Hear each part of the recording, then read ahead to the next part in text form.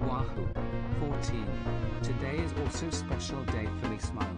I hope you and everyone in chat are having a wonderful start to the month.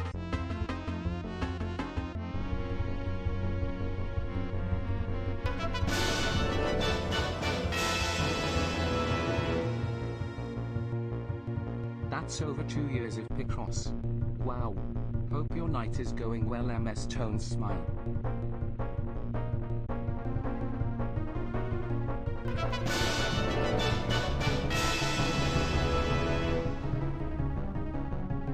Picross is famous. Also, I think there's a new Picross available on the Switch, with multiplayer. Could the thrill of multiplayer Picross be returning to us? I'm sad that it's local-only multiplayer, but I am excited about multiplayer Picross all the same. Wahoo! 18 months. I sure hope that heals. Doesn't attack me.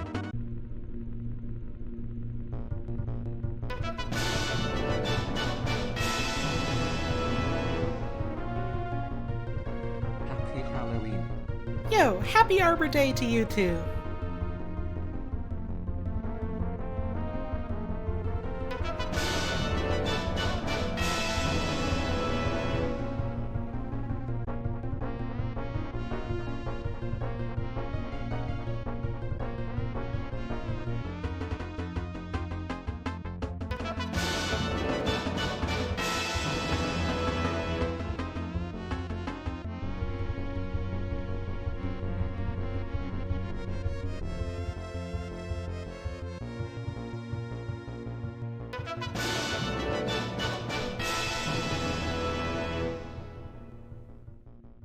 I cannot wait to see the squares make pictures, yippee.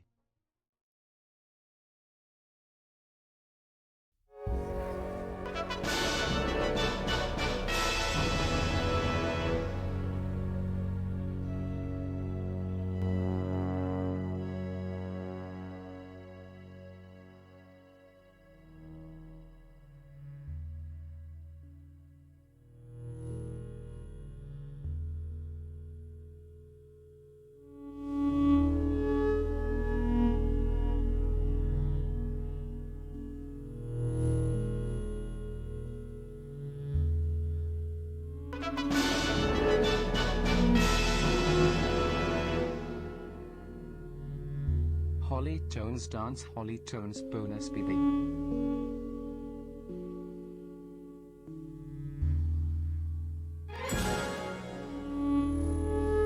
Picross, on my birthday, best present ever. Oh yeah. Hey, happy birthday.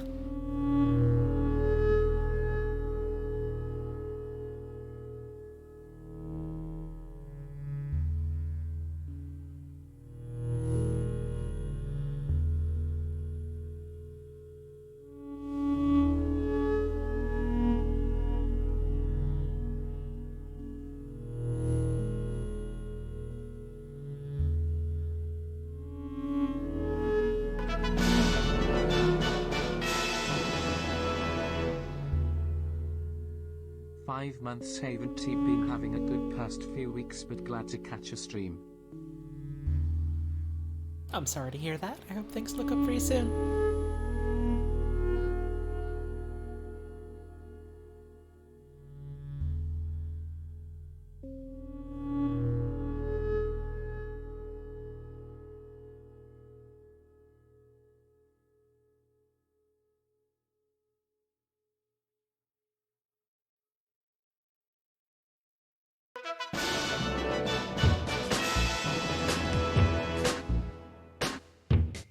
Mario.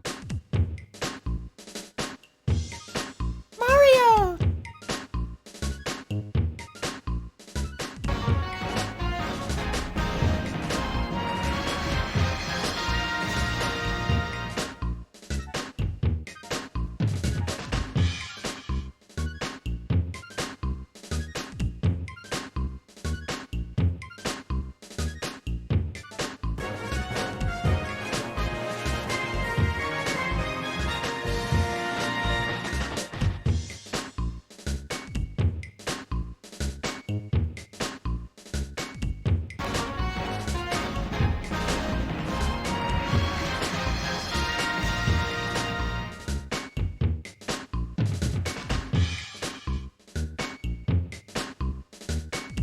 Thank y'all for the gift subs. Oh, yeah, I forgot. They changed how, like, fucking hype trains work or something. They're, like, uncapped now. They don't stop at 5 or whatever, and you can make the number bigger if you want.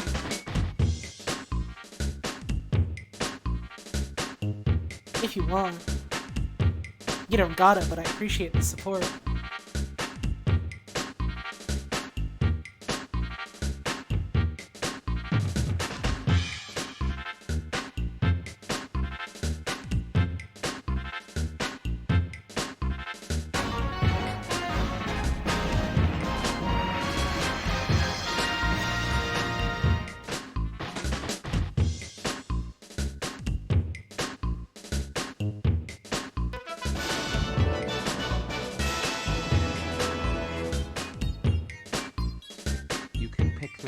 But you can't lost the pick. It's just that simple. Wow.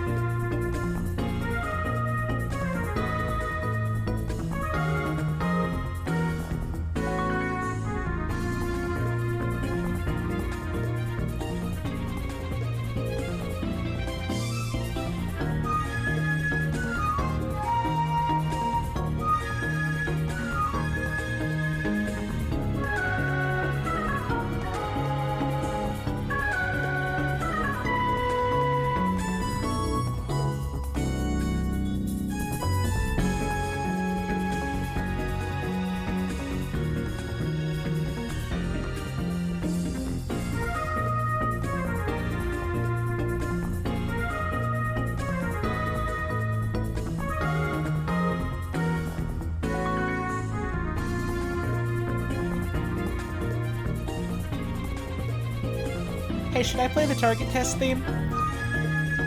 Hey, should I play the target test music? Should I play the break the target song? Should I do that?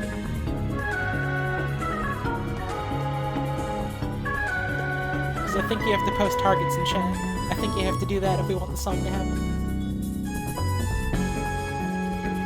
I think that's how it works.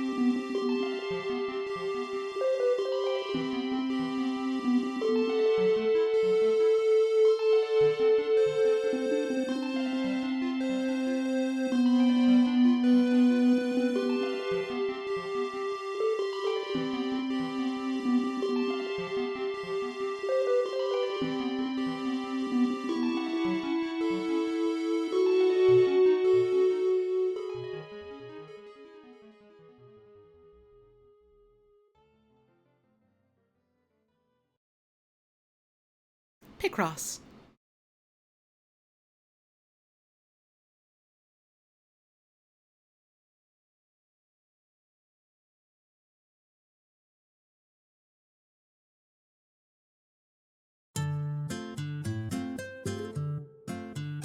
So it's been a little bit. Or at least it feels like it's been a little bit.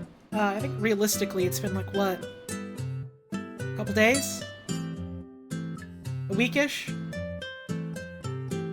Something like that? But it feels like it's been a little bit.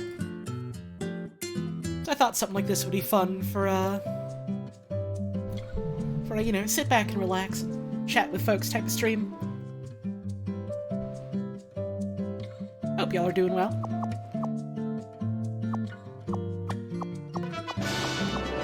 Hey, thank you Goblin Scratch for the 28-month resub. It's me. I don't feel like doing a bare naked lady right now, but I appreciate everyone going for the bit.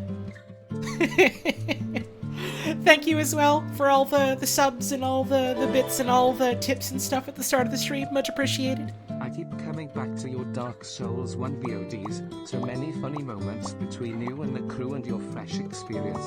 Cannot wait for DS3. Oh yeah. Hey, hell yeah. Glad to hear you've been enjoying that. Thank you for the tip. Man, I'm still excited for Dark Souls 2, which I'm still going through it. Oh, yeah, by the way, the Twitch finally fucking approved Puzz's emote for our little combo emote, so you can post those now if you sub to the both of us. I've tabbed out of the video game so I can post it myself. Hang on. It's this one. And this one. And of course, I'm sure like 10 million people are not beating me to the punch, but it's the principle of it that matters. There it is. There it is. There we go. It's very cute. It's very cute. I like it a lot. And I'm very happy with it. I'm very glad. Duke basically fucking got it in one. And the only issue was the way, like, Twitch compressed it was like, the system doesn't quite like that.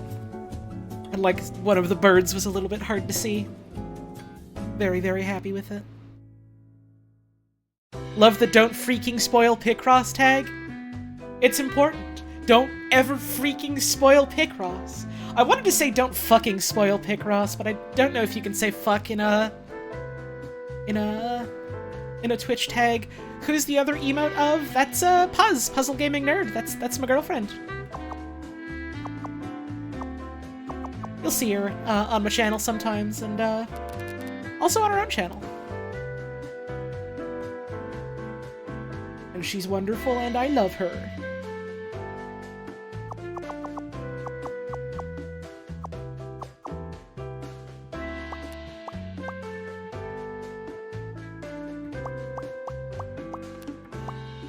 Hang on. Mouse is still on the fritz, unfortunately. 1, 2, 3, 4, 5, 6, 7, 9. There we go. So what's new? I've not been paying super much attention to the happenings, in the world and such over the past couple of days. Anything exciting happened while I was, sticking my head under a rock?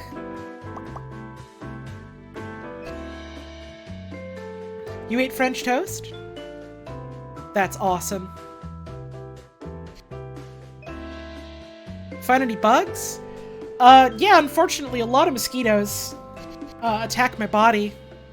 And so I'm just kind of covered in bug bites right now, and it's not particularly fun. Quite frankly. This two's gotta go here. There we go.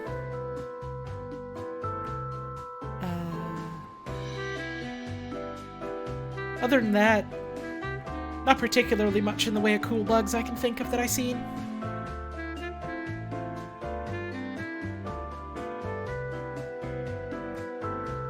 Went to the farmer's market, got jams and jellies, hell yeah.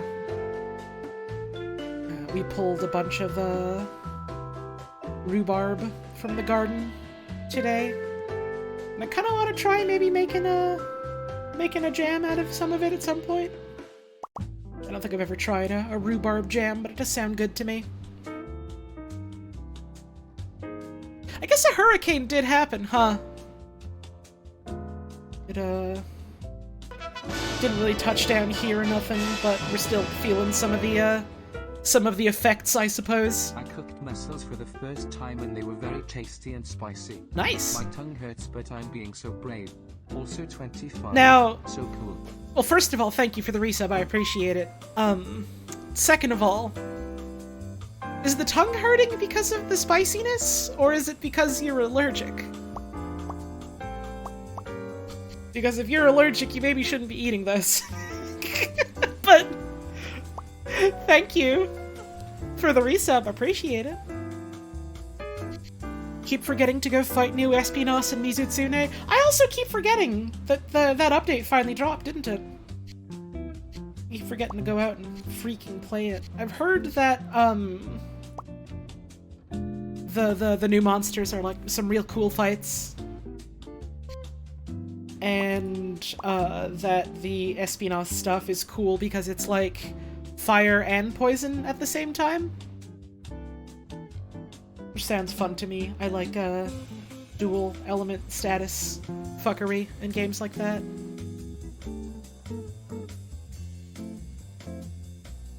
Didn't know Canada got hurricanes? Sometimes. Isn't that what Espinos already does? That's what the monster does. That's not what the weapons do. The weapons are like, this is either poison or fire type of deal. And these ones are both. Apparently. Which is cool. Yeah, severe weather like that is mostly just in the Atlantic regions of Canada. Like, I'm not in Atlantic Canada, but Quebec is, like, fairly close, so we still do feel some of the effects. If it's, you know, particularly strong or blows particularly, westward.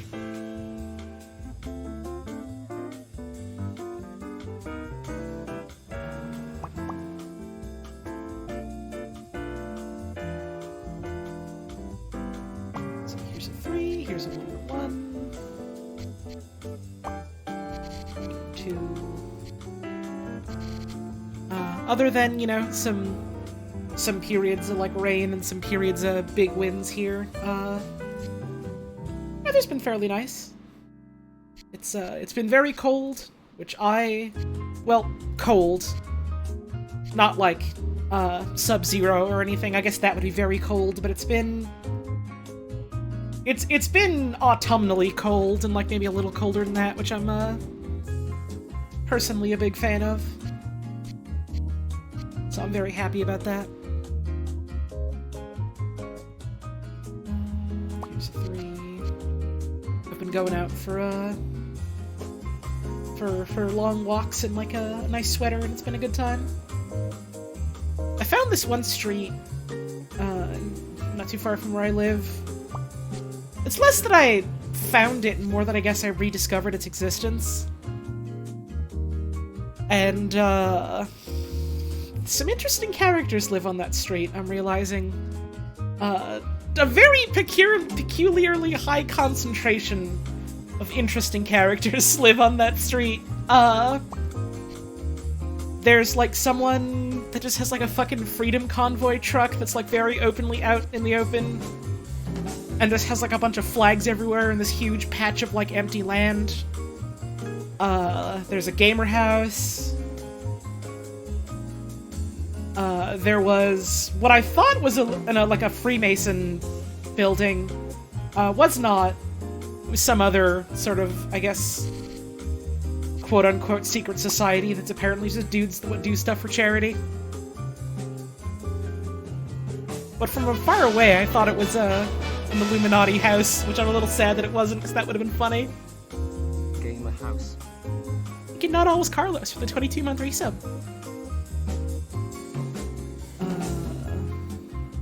What else? What else? I guess it's not quite on that street, but not far from it, there's, like, condos where I keep seeing a bunch of cats in the windows. One of them is this, like, huge, fluffy, white thing. The other one is a little orange cat that looks like it is trying to phase through the window but doesn't know how. See lots of those Freedom Convoy stickers and flags at the drive-thru where you work? Ah, gross. I know I couldn't get away with it. And for legal reasons, this is me exaggerating, I would never do something like this, but man, every time I see a vehicle like that, I am very tempted to just go out and slash their goddamn tires.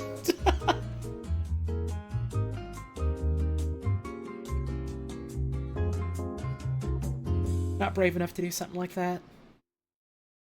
But, you know, the thought's certainly there.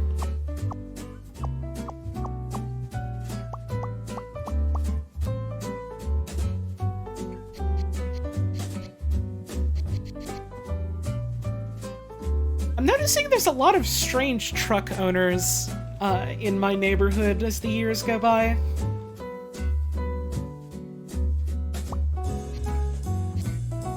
And, like, I don't think that's because they're truck owners, I just think it's a weird coincidence that I keep noticing trucks that are like, huh, damn, you really putting that shit out in the open, huh?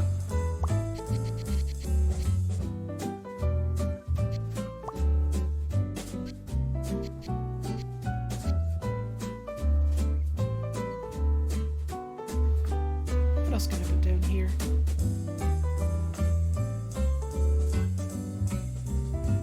You had a trucker once brag to you that he plays Xbox while driving? As in, like, he plays on his Xbox while he is driving? Or he was, like, bragging to you while he was driving about how he likes to play Master Chief or whatever? Master Chief? Halo. He's playing with his good friend, Mr. the Chef. As in, playing his Xbox while driving. Huh. Why?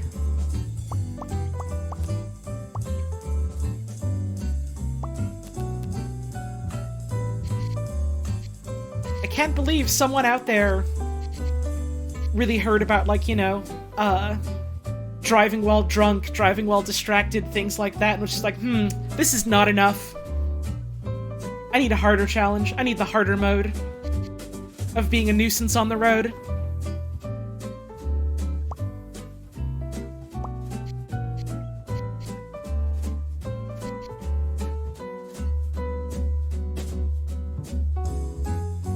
Wasn't a very great person. I mean, he was bragging about playing Xbox while driving. That's... that much was pretty clear from the get-go.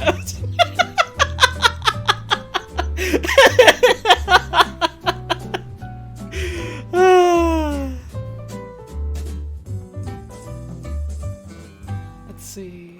this would go here.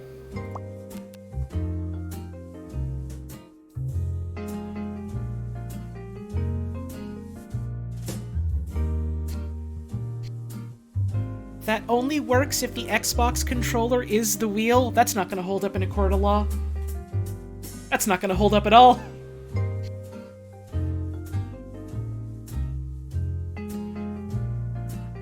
You're trying to hit him with the Your Honor League of Legends and that's it. You're through, you're done.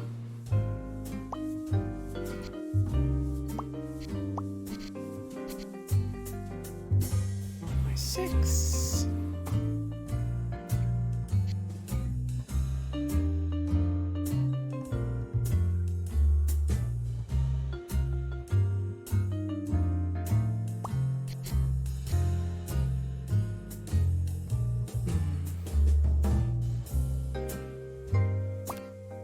Now, I did see someone mention, my Xbox riding shotgun, and I mean, if it weren't for the fact that this person is trying to play the video game while also on presumably a busy road, the idea of, like, buckling up your Xbox while you go for a ride to take it with you is very funny. Buckling up my little man so he doesn't get jostled around, so he stays safe.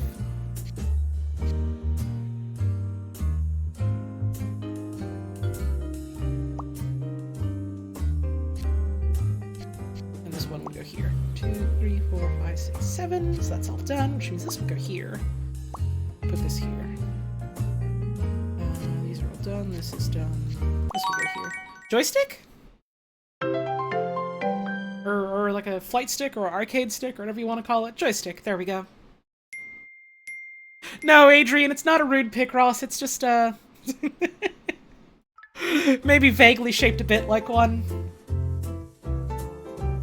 You see a joystick, most folks look at that, they're either gonna go the direction of, that's a dick willy, or, that's a rude gesture. Although I guess a dick willy can be a rude gesture if you think about it.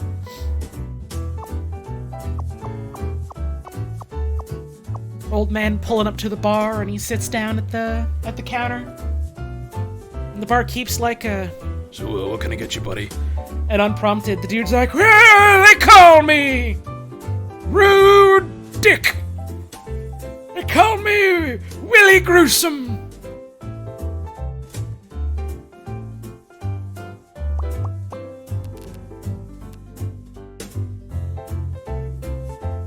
Let's see, what else can we fill in right now?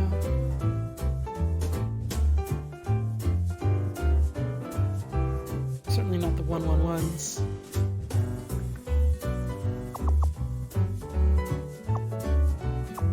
Just joined, do we have the beef? Well, this isn't Arby's. I don't know why everyone in my Discord was just reacting to me saying, yeah, I might stream tonight with Arby's. I don't get it. It's Picross. What's that got to do with roast beef? Are bees? Oh, they are. Everyone knows that. Everyone knows bees are...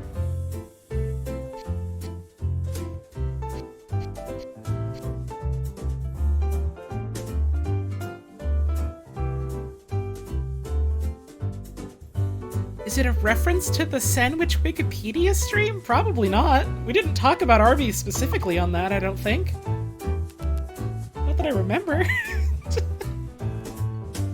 This bit of the three would have to go here, and then the other one is either here, or some combination of in between there. But there's no sort of interlocking commonality I can find there yet. 2, 3, 4, 5. Cross these out. Arby's is famous for live hornets that live in there, and then you can ask them about the fresh sandwiches for the day. I think that's right. I think that's right. Because We Got Streams reads in a similar way to We Have the Meats? I wouldn't have made that connection at all because I have never fucking been to an Arby's and I don't think I've ever really seen an Arby's commercial. I know nothing about their branding or advertising.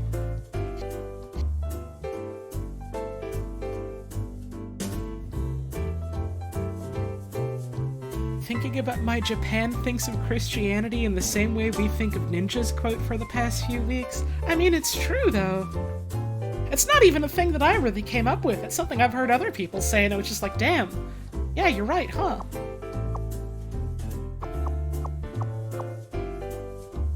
Man, fucking speaking of which... I guess this is the part of the stream where I get to be a bit of a hater. And I'm sure I say that and someone in the audience is probably like, oh no, I don't want to necessarily hear about that. I like it when you know, you're like positive and talk about things you enjoy. But when you realize I'm talking about fucking Overwatch, you're probably gonna start clapping and cheering and raising your hands in the air or whatever. So anyways, fucking Overwatch. And I guess I could end it there, but man, number one, I didn't realize, the fact that they were just fucking killing Overwatch the first one, which I guess they walked back, because they're originally like, oh, no. Overwatch 1 and Overwatch 2 are both gonna still exist, and they're both gonna be, you know, their own sort of, independent ecosystems, and you can, like, play in 1 and 2 at the same time, or something, I don't remember. They said a whole bunch of shit about, you know, what Overwatch 1 would be in the post-Overwatch 2 launch world, and now they're just like, it's gone.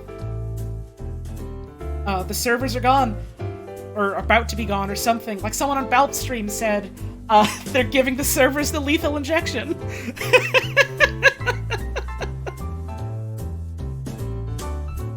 and then I guess they're replacing it with 2. And then their whole thing there is like, oh yeah, well it's gonna be free to play, and if you owned Overwatch 1, then you get all the original heroes in that one. But if you didn't, tough nuts, here's the, like, starting roster, and you have to go grind for the other heroes or something, which I think is kind of a weird move in general for any kind of online video game. Like, that's, like, you know, a competitive thing about picking different, like, classes and characters for strategic purposes or whatever. And, like, I've never understood why fucking Riot did that for League of Legends. And I guess Blizzard is fucking doing that too now, which is weird. And there's like a season pass that you gotta do or whatever to get, even more new guys. And then fucking speaking of new guys, they showed off... I'm trying to remember exactly how I've heard people say it, where, something along the lines of, like, it's gone from people, like, you know, chiding them and tutting them and going, hey, come on now, about, like, you know, racial stereotype character type of thing, like, oh yeah, here's our character from Japan, so he's a ninja. And gone to, like, this has maybe actually just gotten kind of racist now. So yeah, by the way, we have a 3rd Japanese character now. And not only is she a ninja, not only is she also a ninja, like the other 2 we've got, but hey, don't worry. Settle down now. When you understand what they have done, you'll be ashamed of your words and deeds. She's also a Shrine Maiden. Come on, dude. Come on now.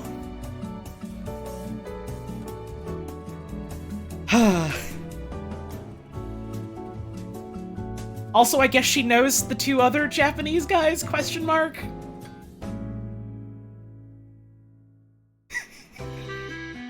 It's fucking bad. And, like, of course...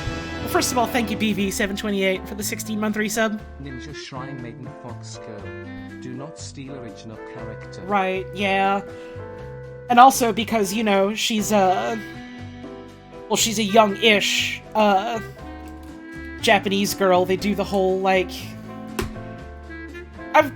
This is, like, a thing that I've seen people, like, talk about, and a thing that I've, like, you know, kind of noticed in American media, especially, after, you know, having people talk about it and point it out, where it's very much like, oh yeah, you know, you have a Japanese character, and it's like, well, if they're a girl, then they've got to be, you know, very sort of, like... A very specific sort of, like... commercialized, like punk thing. Like, I'm not quite sure exactly how to describe it. I don't know much about, like, punk aesthetics and couture, but, like, you fucking look at her, and then you look at, like, a bunch of different characters in, like, Western mass media that are like, oh yeah, this is our, like, Japanese representation. It's like that, and it's like, oh, this is all the same. And also, because, you know, she's a fucking woman in a Blizzard game, don't you fret, she also looks like a Disney princess. The Asian girl in American media with a one hair streak that's dyed a fun color. Right, like that! Like that! Also, I guess they fucking updated the Blizzard phrenology chart or whatever? To talk about how, Torbjorn being white and from Europe is more diverse than someone being white and from America? Question mark?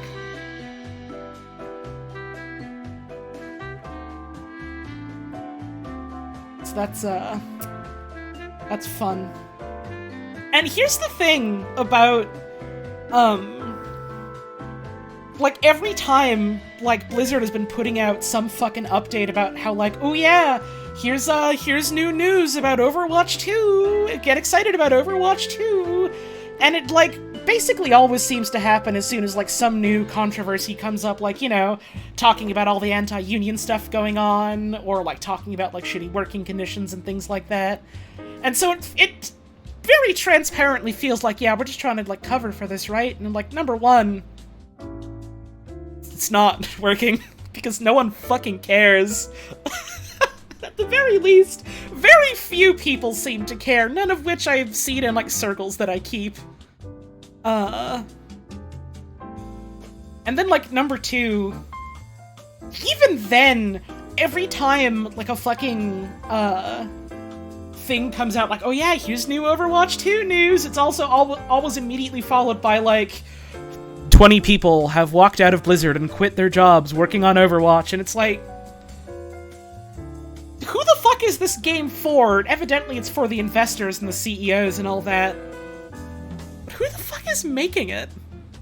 Who the fuck is making this video game? Like, all power to the people who've decided they've had enough and have walked off the goddamn job. Lord knows it can be scary enough trying to find yourself back on your feet after that. And all power to the people that are still fighting for, like, decent fucking working conditions there. Who the fuck is left? Who is still working on this video game? 1, 2, 3, 4, 5. We need 2, so that, let's see. 1, 2, 3, 4, 5. That would not work. So 2 would have to be here. Same for this. It's fucking weird. Videos game. Thank you, Flam, for the 17-month resub. Much appreciated. Overwatch somehow made a Brazilian character have more stereotypes than the entirety of the fucking Rio franchise. On the one hand, damn, I didn't know that. On the other hand, I'm not fucking surprised given A, it's Overwatch, and B, it's fucking Blizzard. It's fucking Blizzard.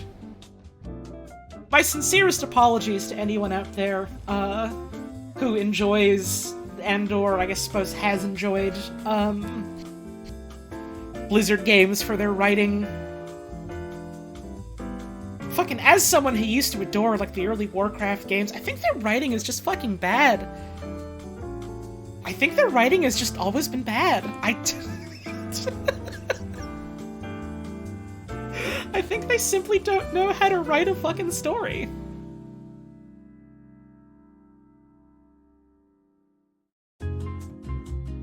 Oh boy, oh boy. Reminded of this one podcast where these guys were talking about how one of them met this guy who said, I trust 3 companies, Blizzard, Bethesda, and Bungie. Oh god, I remember that. Oh no. I mean, to their credit,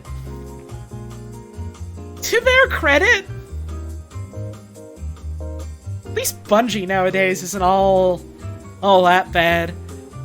You thought it was BioWare, not Bungie? Ah! Ah! Oh, that's worse. Oh dear. Oh dear.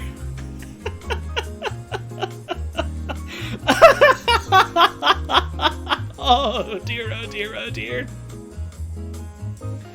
CSB getting referenced on Hollow Tones? I don't know what that is, I'm sorry. For getting your hopes up, maybe. I don't know what a lot of things are. Bungie made Titanfall 2? I don't think that was Bungie? I don't think Bungie was Titanfall 2. Bungie was Destiny 2. Titanfall was Respawn, wasn't it?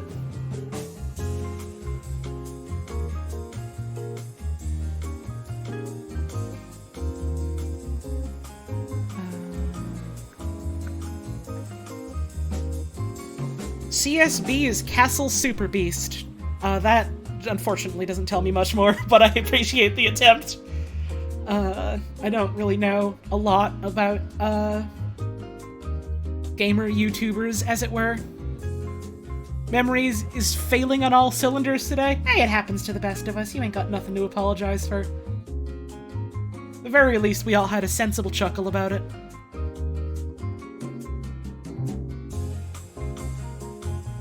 What else can I fill in here? What else can I fill in here?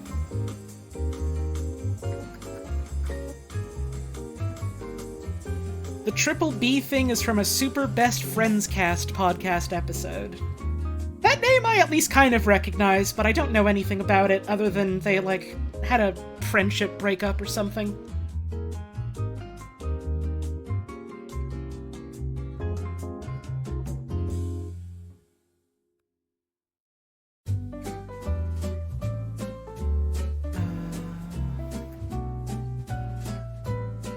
Maybe put the 3 here.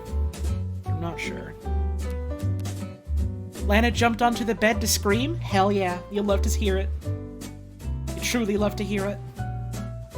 Lola was screaming at my door this morning. I had such a hard time falling asleep last night. And in the moment, I was like, what is going on? I can't get comfortable. My, body feels all stiff and weird. I feel, super on edge and tense and paranoid. I had all these fucking noises that I keep hearing outside, keep scaring the shit out of me. There were fucking shadows dancing along my wall from a tree outside that was like, what the fuck is that? I swear it sounded like someone was doing construction outside, and I wouldn't be surprised if maybe a neighbor was.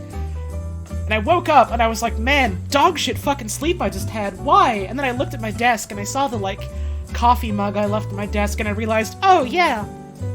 The coffee that I, got with my breakfast at, 9 in the morning that I spent 12 hours drinking over the course of that day, which I'd finished drinking a decent bit of around 9 o'clock at night. So I've learned that caffeine does in fact do things to my body. It's just that it mostly seems to be noticeable at night. Rather than in having any sort of perceptible effect on me, like when I drink at any other time of the day. And I think I worded it this morning on, Twitter as a joke. I said something along the lines of, the shadow construction men were assailing me.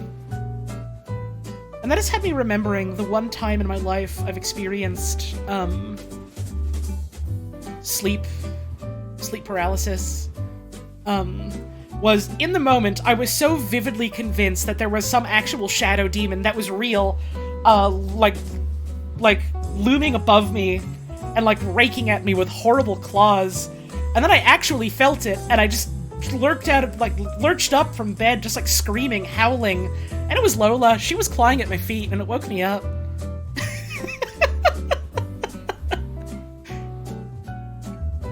She just came to scratch on my bed because it feels good on her claws. And then suddenly I just get out of bed screaming, and she's like, what the fuck is going on? I'm out of here. Beast attack. What else can I do here? I can go through this column by column kind of thing. She did technically help me. She did technically break me out of it. And literally since then, I've never had a sleep paralysis incident ever again. I think maybe that's because now my brain knows, oh yeah, okay, if I am just stuck and can't move and it seems like weird shapes are there above my bed, that's just a weird brain sleep thing happening, it's not real. My cat knows that. The shadow construction men, on the other hand. Those ones might be real, and that's scary.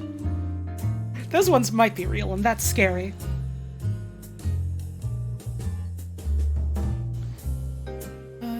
What else can I fill in here? What else can I do? What else can I do? There's gotta be some other move I can make here that I just haven't noticed yet. Can't do the 3s here. There's not enough for the 7. 1, 2, 3. Not enough for that either. Not quite yet.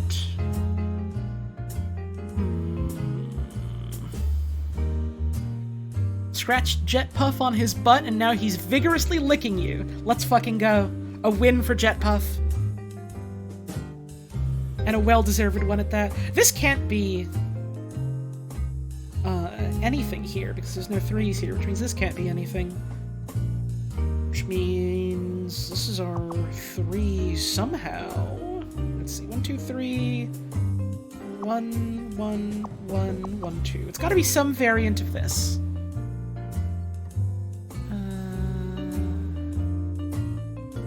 That's basically what happened, Gigi. That's more or less how it went down. Although it was less swatting and more like kind of leaping up at something like it was a scratching post, which I think is even funnier to visualize if you want to put it that way. Let's see, if I did 1, 2, 3, 1, 1, wait, 1, 2, 3, 1, 1, 1, no, there would not be enough space, so the 3 does have to be like this. Okay, so we have 3, 1, 1, then 1, 2, or 1, 2, like that. There we go. Dad taught you how to play Picross when you were a kid? Hell yeah. Picross is a fun time for any and all ages.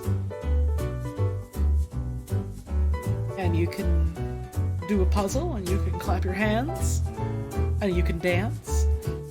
Is this gonna be a beetle? I don't know. It might be. That would be fun. 2, 3, 4, 5, 6, 7. Wait, 1, 2, 3, 4, 5, 6, 7. Cross these bits out. If the Beatles were real, they would be flying and making music, and everyone would go wild. Makes you think. Truly makes you think. Never heard of Picross before these streams? Now you play it and enjoy it yourself? Hell yeah. That's what it's all about, baby.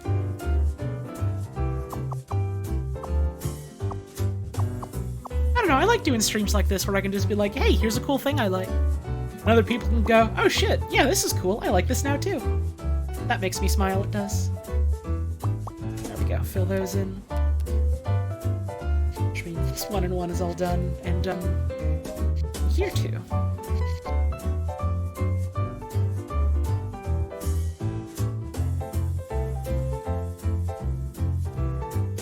Two, 3, 4, 5, 6, 7. 1, 2, 3, 4, 5, 6, 7. Okay, so that's filled in a little bit.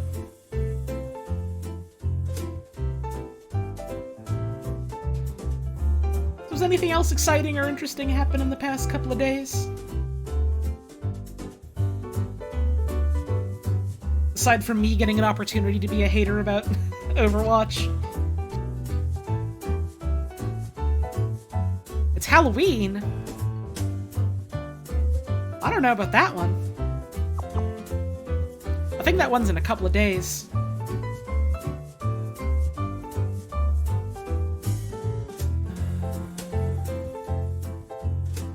Is this the Overwatch hater zone? You fucking know it.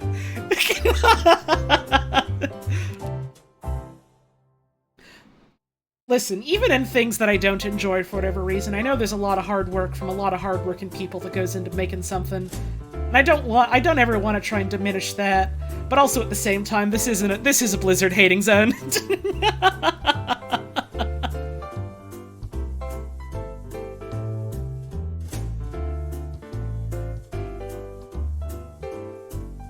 Mob Psycho Season 3 very soon. I've never watched or read any Mob Psycho, I just know it's apparently really good.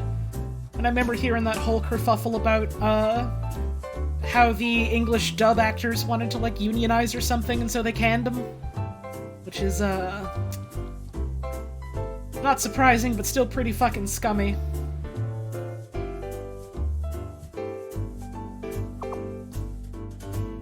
Let's see. 1, 2, space... If I did the 2 here, 1 wouldn't be enough room, so these are the ones. It's 2 and 2. 1, 2, 3.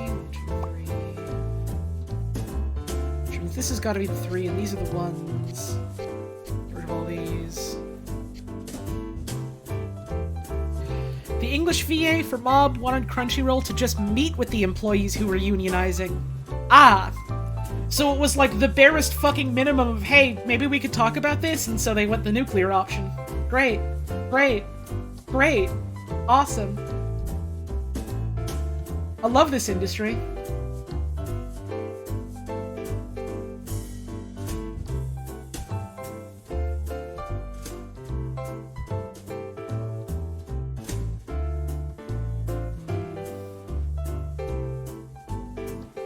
One is done here. as well.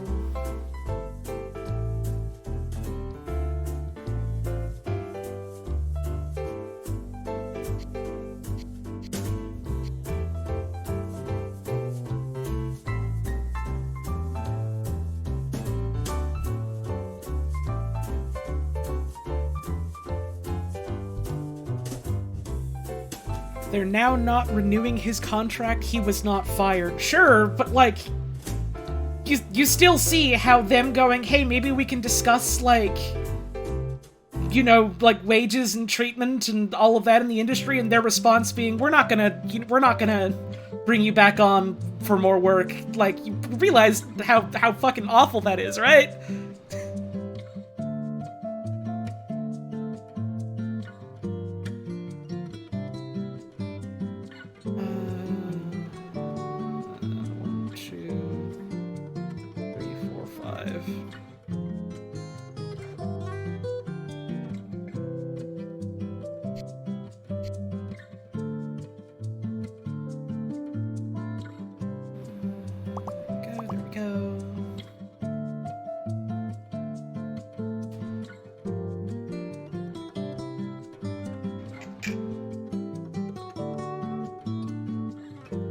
Crunchyroll sucks, but Mob Psycho rules. Yeah, it's kind of unfortunate how like a bunch of cool work gets you know, caught up in publishers and rights holders and things like that being scummy capitalists.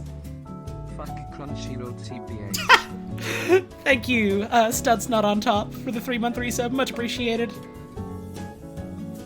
Yeah, I guess it is kind of like the Disco Elysium thing, huh? Which I've only, like, tangentially heard about.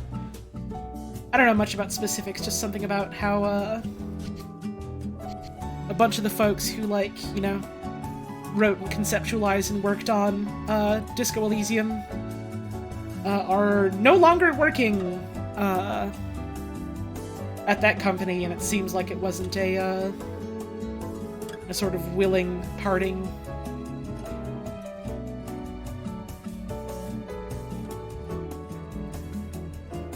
It's not the first time something like that's happened. It's probably not going to be the last, but man, fucking sucks.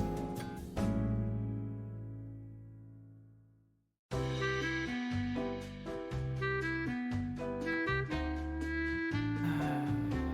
can do something with this 5 here.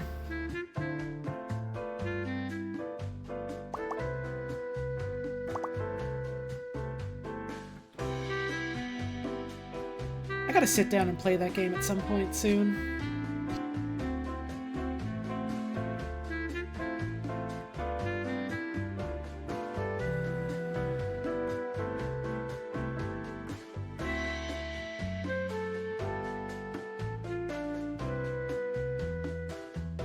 Need to actually finish a playthrough of the game. Yeah, it seems like one of those games where it is very much like, oh god, there's so much different shit I can do in so many different ways. Seems easy to fall into the trapping of like, oh, but what if I restart it and do this stuff? What if I restart it and do this stuff, kind of thing.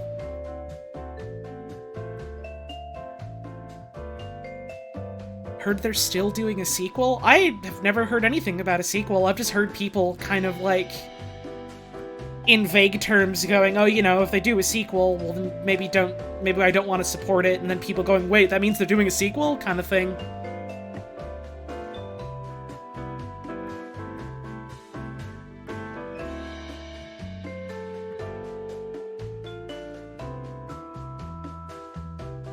Probably similar enough to the F slur that it's banned. What? Oh, no, I see what that's about. No, I have many fucking words here that are blacklisted just because I don't want people saying annoying meme bullshit at me. Just talk. Just talk normal.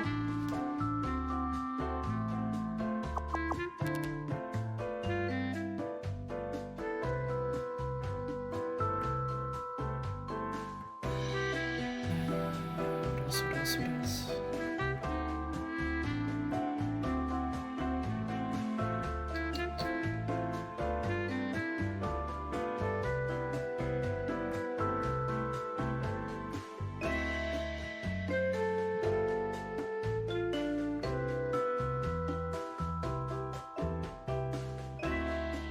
Yeah, I do want to check out Disco Elysium sometime soon. I think I might do like a stream of my first go-through of it, but it would very much have to be like a...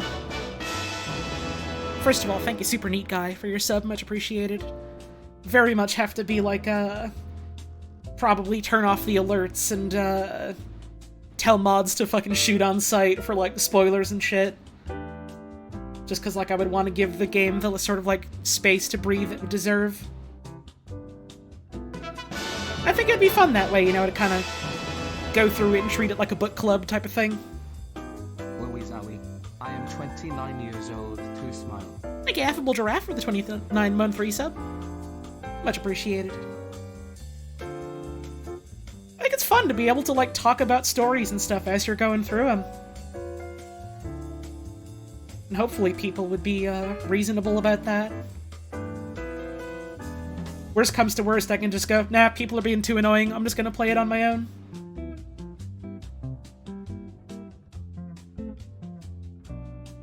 I'd like to hope people would have the kind of self-restraint to not just, like, shout spoilers and go, no, you need to play it like this, you need to go do this thing now, do this or you miss it, and it's like...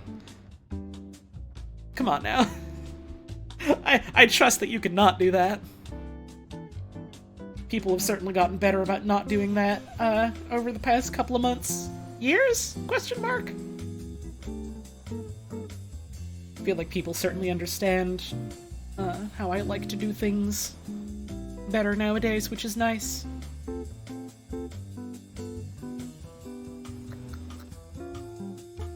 Very much seems like a play-it-your-own-way type of game. Right, exactly, and I think it would be a lot of fun to be able to share, like, that experience and then be able to talk about it, kind of thing. It's cool. It's cool. It's cool. I like that about streaming. It's like book club, but for games. Let's see. 2, 2, 3, 1, 2.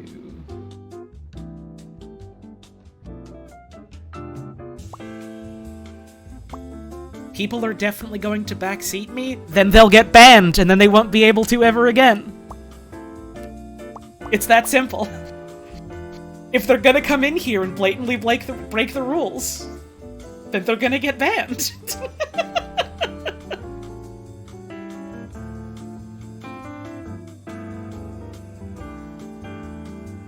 That's not my problem. If they don't understand how we like to do the streams here, if they don't like that, then they can simply just not be there, you know?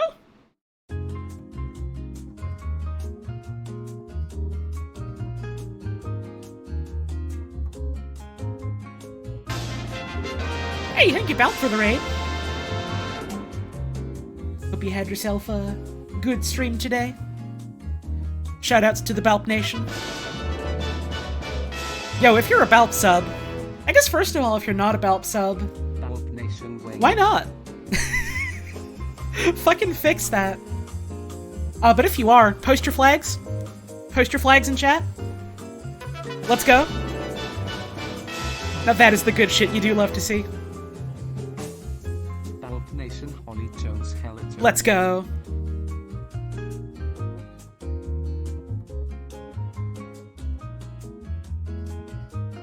Yeah, I can, like... I can at least, to some extent, appreciate that, you know, some people do the whole backseating thing because they think they're being helpful, they think they're trying to help or whatever, like that. Like, one... Sometimes help isn't needed or wanted, and two... I don't know, I think it's a lot more fun sometimes to just be sitting by my proverbial sicko's window while someone's doing something I have experience with. Instead of feeling compelled to, like, give a answer or a suggestion.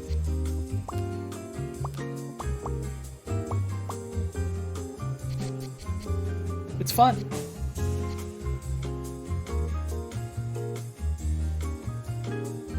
This is all done. This is all done.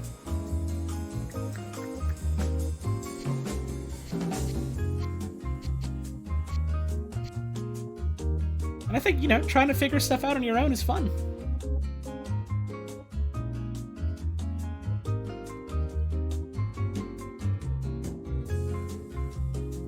Sometimes people are very passionate about something and get the idea that you're playing something wrong. Well, if you'll forgive me for being a little bit crass, they need to get their fucking heads out of their ass. There's no way to play something wrong. There's very few ways to experience something in a wrong way.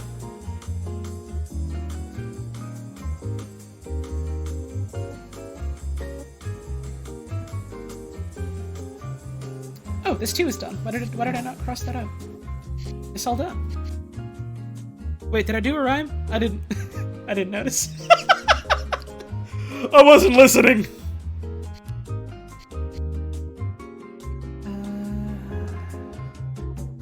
No, we can't necessarily rule out where the ones would be here.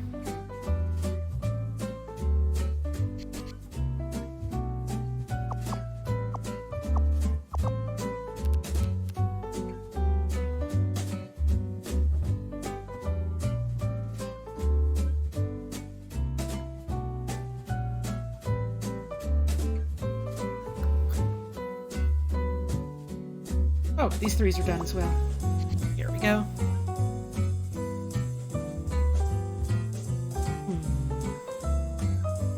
Which means this 5 is all done, which means this 3 goes here.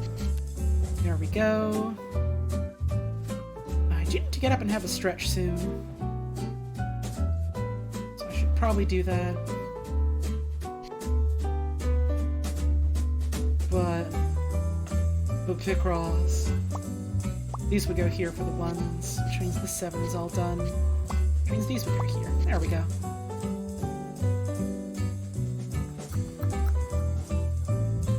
I do think it's neat that this one so far is very, very symmetrical. That's fun. 1, 1, 1. Okay, so cross that out. 1, 1, 1, 1, 1, 1, 1. Cross these out as well. Which means we get 2 and 1, and then 1 and 2. Let's go. I should get up and have a stretch now. Gonna be sitting at your sickos window when me and Puzz go through 999 and VLR, etc.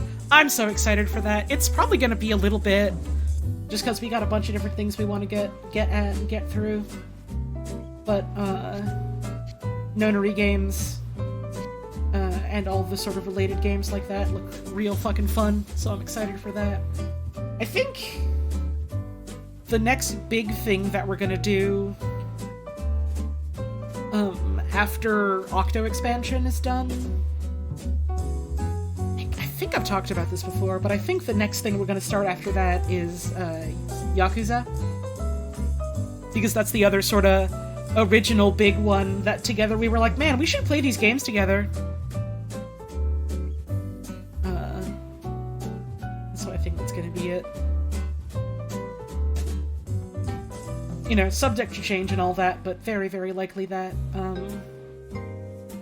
I don't own Splat 3 yet, and I know Puzz is, you know, currently going through that on her own streams right now. And I do not mind waiting to play that game eventually. Okay. This is one of the ones. This one will go here. 1, 2, 1, 1, 3. There we go. Fill these in.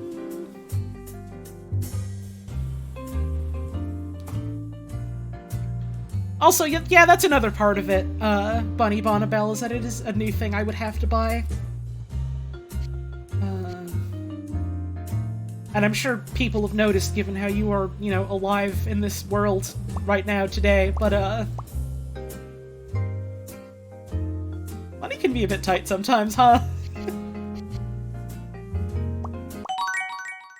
Meanwhile, I do already own most of the Yakuza games from, like, sales and stuff, so it's, much easier, much easier thing to justify than going, well, here's another thing I will have fun with and know I will have fun with, but I'm gonna have to drop $100 Canadian on it. Because that's how much AAA games cost after taxes now.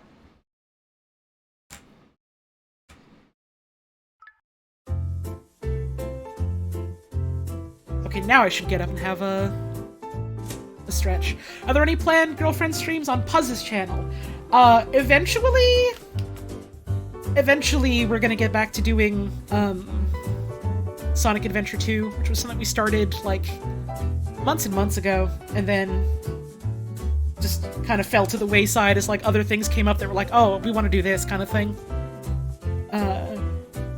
In terms of other stuff, we don't necessarily have any particular, like, oh yeah, any ideas we have to do have to be on, like, one person's streams or another person's streams. It's just kind of like, do you want to host it? Do I want to host it? Whatever we fucking feel like. So it's we have a bunch of plans that are like, we want to do these eventually. We haven't decided where we're gonna do them, but we're gonna do them. So yeah, you'll eventually at some point see more of me on Puzz's streams as well. But also she's I know she's going through Splat 3 and also Mystery Dungeon right now with our friends Jay and Jake. And I'm having a lot of fun just watching those, so I'm in no rush for them to finish those up. Because those are fun rides. Anyways, I do have to get up. I need to stretch.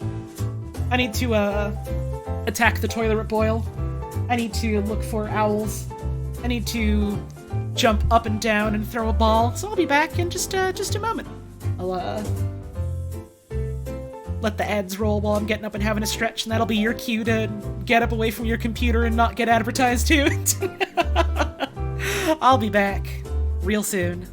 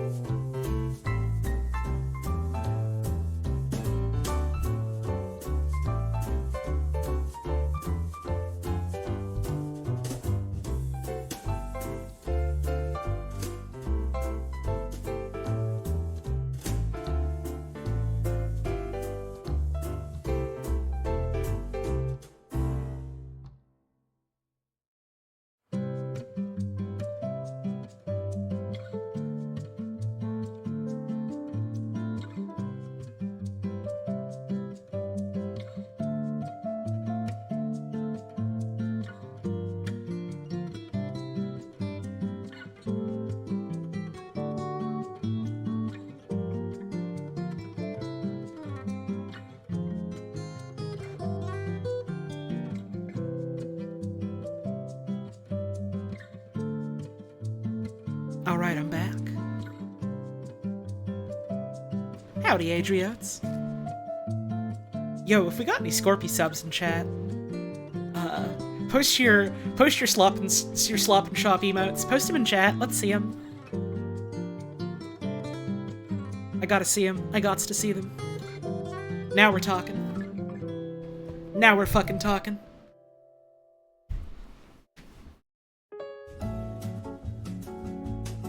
I don't know how much longer I'm gonna stream for tonight. I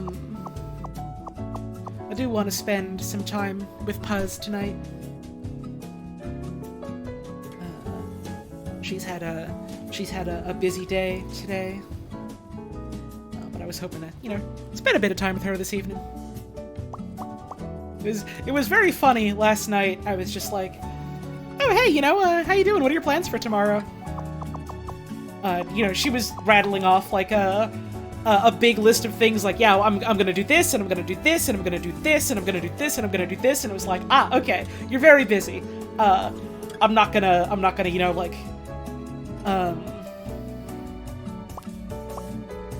what's the word I'm looking for? I'm not gonna, like, spring the idea of doing an impromptu, like, together stream, tomorrow, and then she was like, oh no, I can do that, we can do that, and it's like, I appreciate the thought. You're gonna be fucking exhausted. You're gonna be dead to the ground.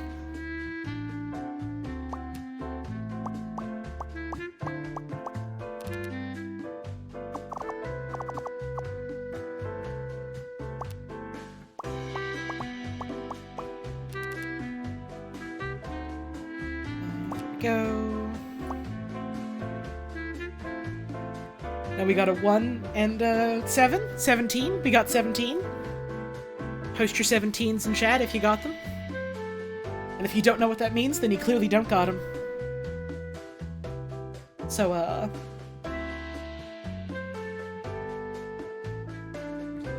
let's see. 1, 2, 3, 4, 5, which could be like this.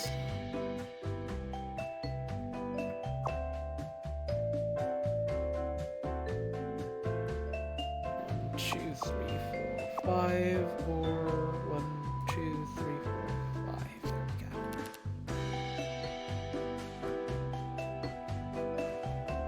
Let's see. This has got to be a 1 for sure.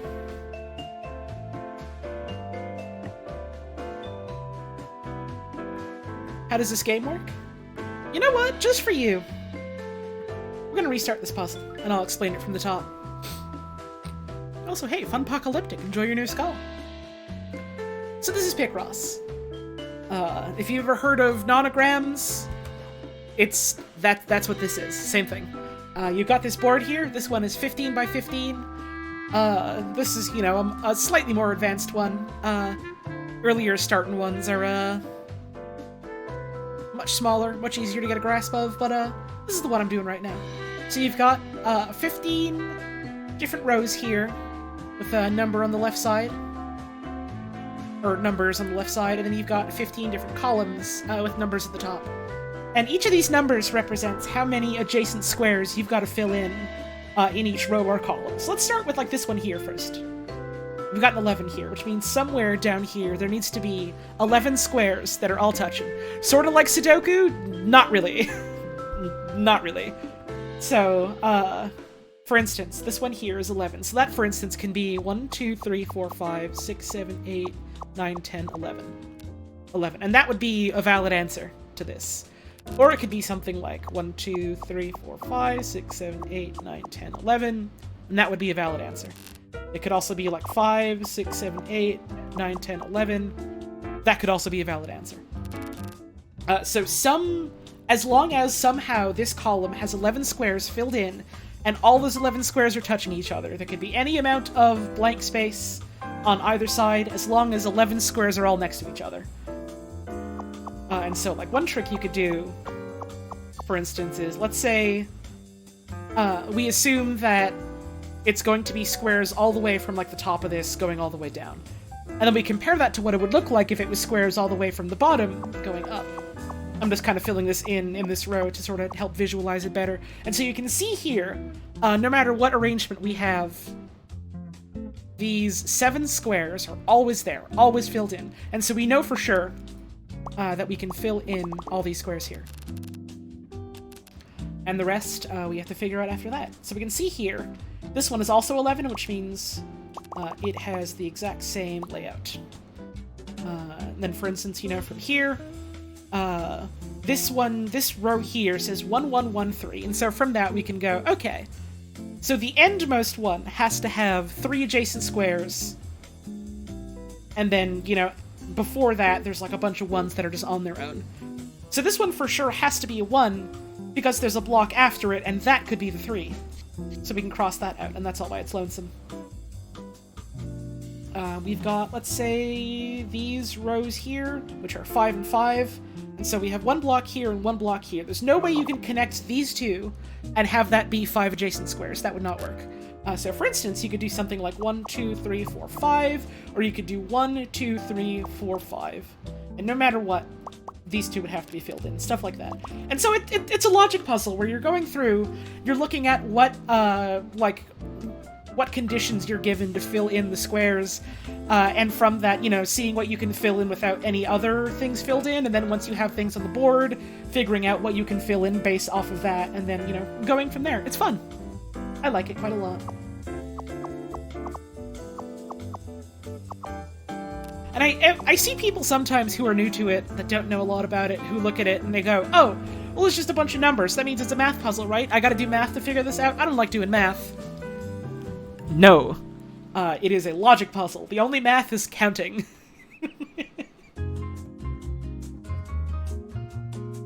As long as you either enjoy or are okay with counting, you can do a Picross. And at the end, sometimes you get a funny picture to look at.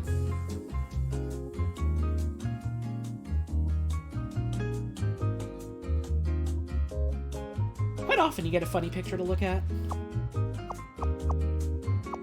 I know there are some, like, sites online and stuff that just kind of, give you a random Picross without any sort of, you know, tangible picture at the end. It's just kind of, here's a mess of things you fill in. You feel good after you fill it in, kind of like a Sudoku.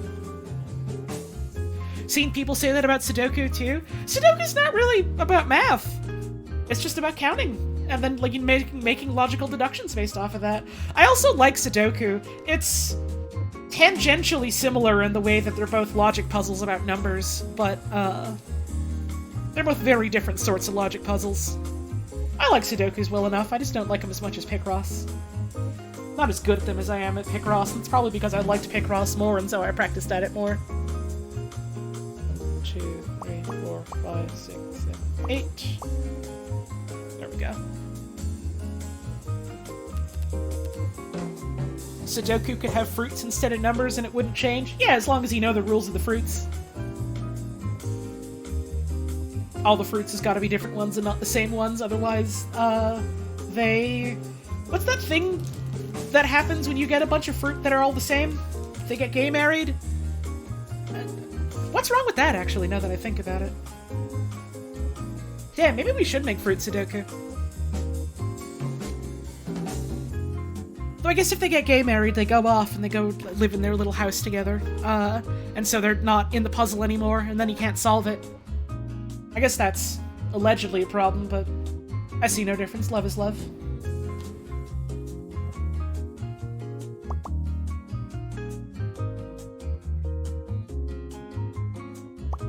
Can't fucking believe every goddamn time, every single goddamn time, the topic of fruits comes up in any capacity at all, and like my girlfriend and I are together, one of us or both of us at the same time will just go, oh, us.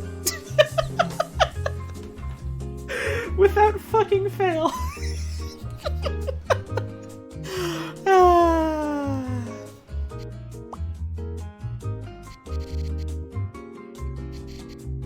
Y'all, I know this is a bit of a bold statement. Bit of a hot take, here and all. But I think love is fucking awesome, actually.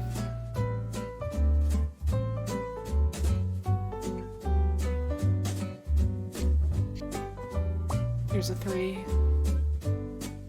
This can't be the 4 and then a 1, so this has got to be the 1 all by its lonesome. You know what? Maybe we can get some hearts in the chat for love. Maybe we can. Prove me right. Or wrong. I don't know. It's your choice. It's up to you. Let's see. 1, 4, which means this one would have to go here. 1, 2, 3, 4, 5.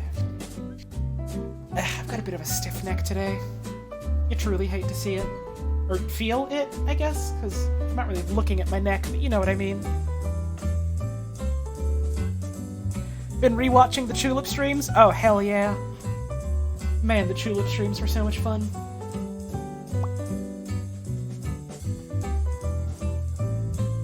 I don't know the next time it's gonna happen, just because, you know, we're all busy. Doing our own things and also doing things together. But, I'm excited for the next time the gang, gets to come together like that for a playthrough of a thing together.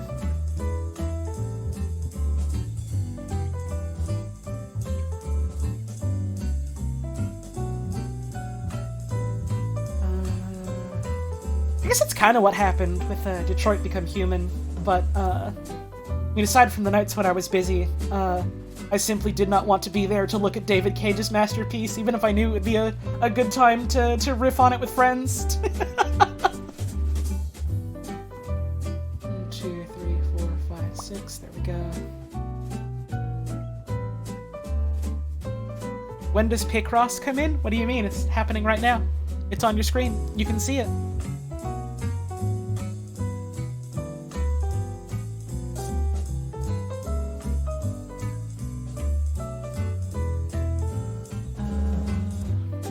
You thought I was going to say David Cage's masturbation. You've seen his video games. You've seen how he's made them. What's the difference? Tell me.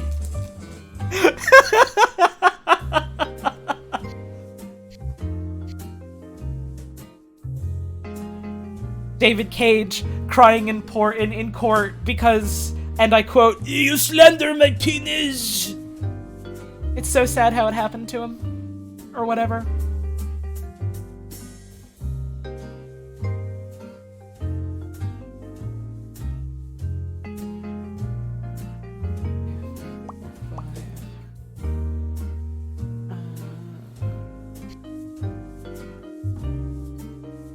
Hi, my name is David Cage, and I am a true auteur of interactive digital media. I make video games for the true thinking man. I'm not like other video game developers out there, you know, making crude things about shooting and getting points. Unlike them, I'm bold enough to ask the question, what if video games were bad? Really makes you think. Really, truly makes you think. I don't know why I'm being such a hater tonight. I don't know what's brought out the hater energies in me, but sometimes you gotta. Sometimes you just gotta. God, though, from the bits that I did catch of Scorpy's Detroit streams, it's so fucking funny seeing that shit being such like a poorly handled, poorly disguised allegory for, you know, like, racial issues in the world, and then them having the fucking gall to go, no, these games, they're not political. Not at all. You see? God damn. You're a hack and a coward. The whole package.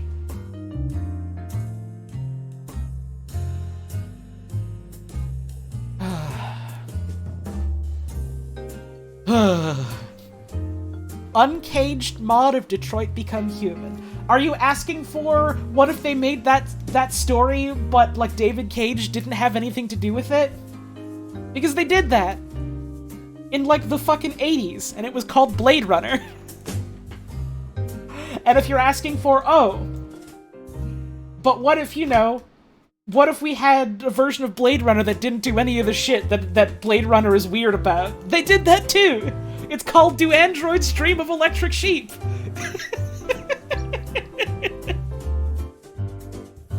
the whole thing about, like, androids and people as property and things like that has been done before.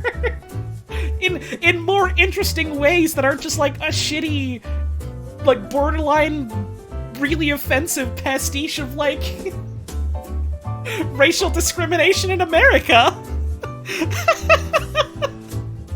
Like...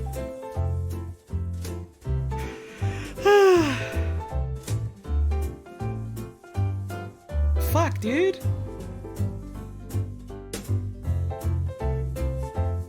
Oh yeah, there was like a Blade Runner point and click, wasn't there? Forgot about that. I think there's an interview somewhere where David Cage was like, no, my game's not like Blade Runner because you're supposed to like the androids. Somehow? Thank you, Raven Bonafoy, for the 26-month resub. Oh fuck, there's squares here. There sure are. Somehow I am not surprised that a man who prides himself so much on, you know, being like an auteur and a cinemaphile or whatever you want to call it, you know, knowing things about, like, good and interesting storytelling, completely fucking missed the point of Blade Runner. Like, it completely flew over his head, somehow.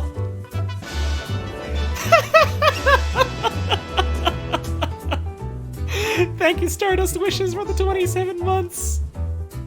Right, yeah, Mist Heart, that's what someone brought up, that's what we're talking about, like...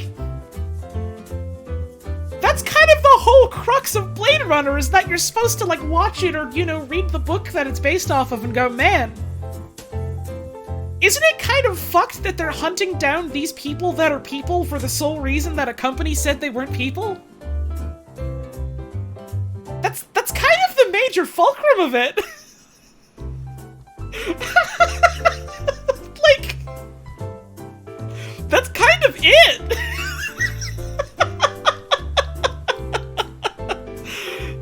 Love when people who are obsessed with Blade Runner don't understand Blade Runner.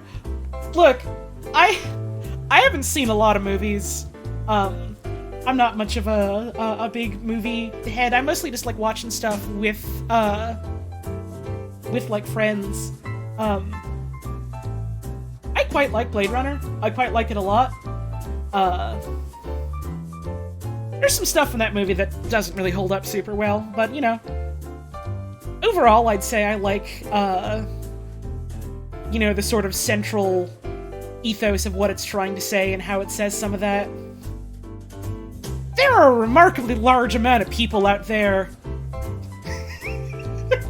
who also say they like Blade Runner, and then I listen to them talk about it, and it's kind of like, we got something completely different about out of this movie, didn't we?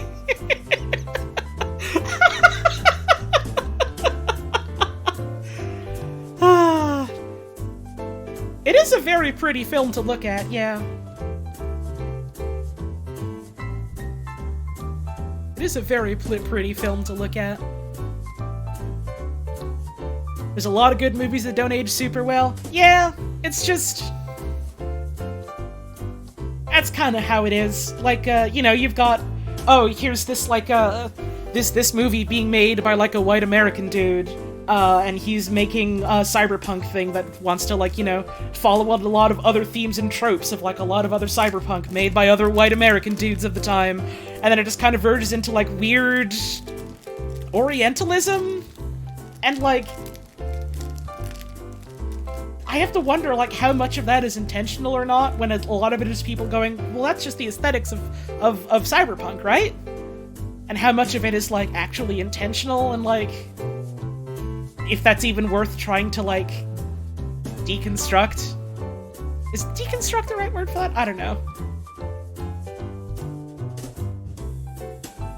But I'm sure you know what I mean.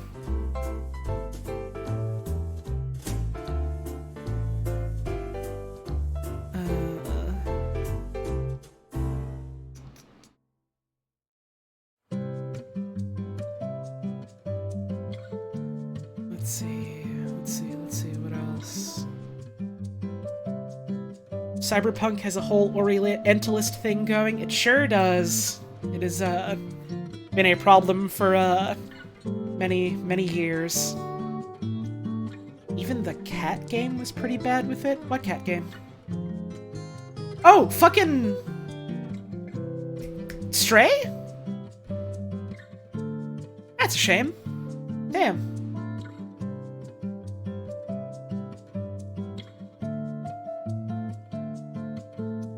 I have, like, not seen anyone ever mention that. Actually, no, I think I've seen, like, 2 people mention that. Aside from, like, right now, and it's like, man, yeah. Is that just, like, not a thing that people noticed or talked about at all? Or wanted to talk about?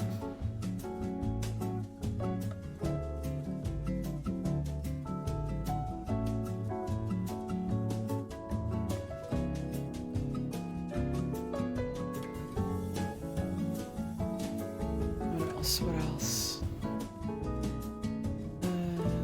I could do something with this 4 here. I can totally do that. Oh, this 1 would have to go here, which means the 5 goes here, this 4 will go there.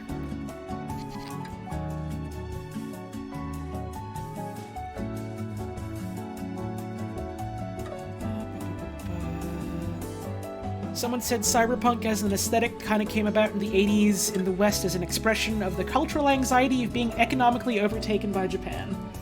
I don't know if I would necessarily say that's like the crux of how it came to be, but that is certainly like historically a part of it, and is like very much in retrospect. Like there are quite a few people out there that go, hey, yeah, this is maybe kind of racist and xenophobic. And then there are other people that just, you know, don't want to think about it for one reason or another and just go, oh yeah, the cool neon signs that say things in the language that I can't speak. Sure is a whole thing.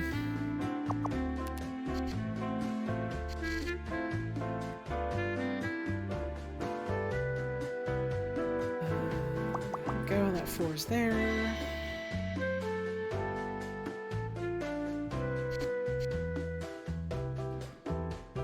It's an element of it. Right, it's like not the whole picture, but it's certainly a thing that like people latched onto when they were writing stories around that era, huh? Thank you, Ball of Disaster, for the 15-month resub.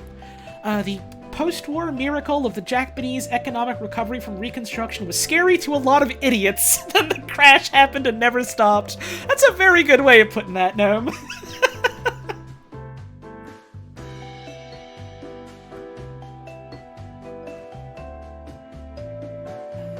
2, 3, 4, 5, 6, 7. This would have to be filled in. There we go. 5, 6, 7, 8. Just rejoined. What prompted this all? Fucking David Cage, if you believe it or not.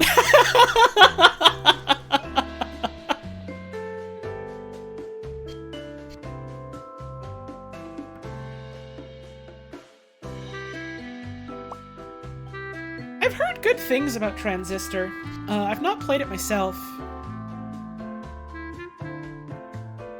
Guess you'll believe that because you don't know who David Cage is? You're living in the better world and I'm very jealous of you.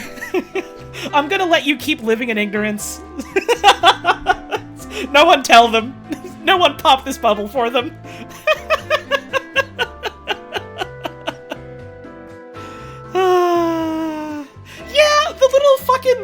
The whole, like, the Android circle is just a sticker that you can take off, and it's so fucking stupid!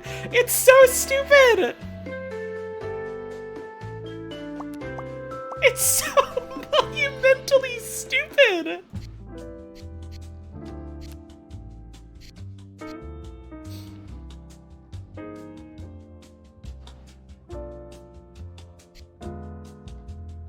I think that's kind of the one thing that, in like a backwards way, does appeal about David Cage games, is that the man is so monumentally up his own ass about himself that he doesn't see how fucking stupid any of his writing is, and like,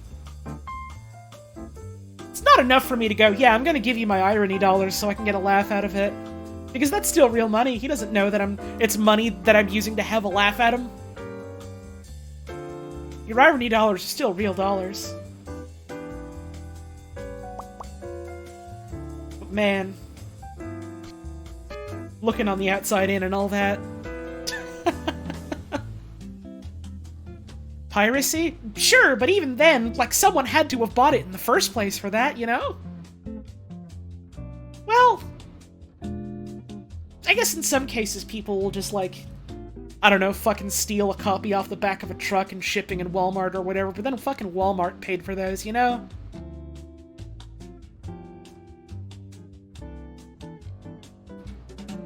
That's why I try personally, not to really give much attention to stuff like that in terms of, like, the things that I really make and talk about, like, on my own streams and stuff.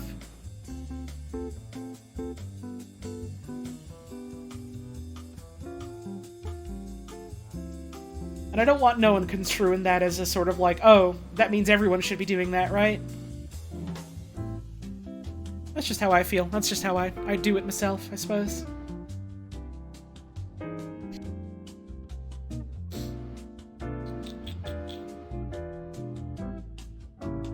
Right, Violet Cat art. That's also a part of it.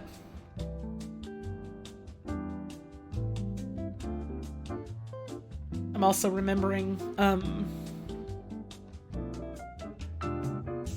in the past, I've had multiple friends, actually, across different, like, groups and streams and stuff, you know? Stream and play a David Cage game for the sole purpose of going, man, this is weird and kind of bad, let's engage with it from that perspective, and then for whatever reason there were some people that got, like, really, really mad about that, because I guess they personally liked the games or whatever. Which is, I think, a weird way to react to a streamer in general. Or to react to fucking anyone in general. And if you'll forgive me for being a little bit rude, it's especially kind of weird to do over a fucking David Cage game.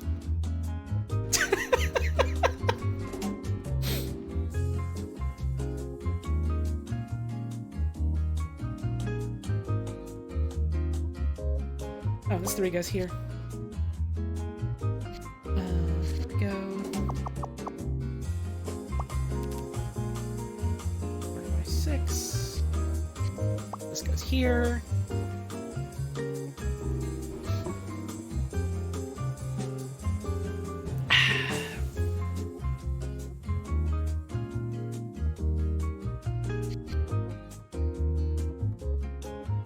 I don't know, there's just many times where, I've seen people talk about a thing I don't like, you know, in positive terms, or talk about a thing I do like in negative terms, and it's like it's remarkably easy to just go, you know, even if this is a thing that's really fucking personal to me, and, like, that has, a deep, impactful meaning to me personally, like, it's fine. Everyone's different, everyone feels different ways about stuff, and that's just... I think that's frankly the beautiful thing about being alive. Or a beautiful thing.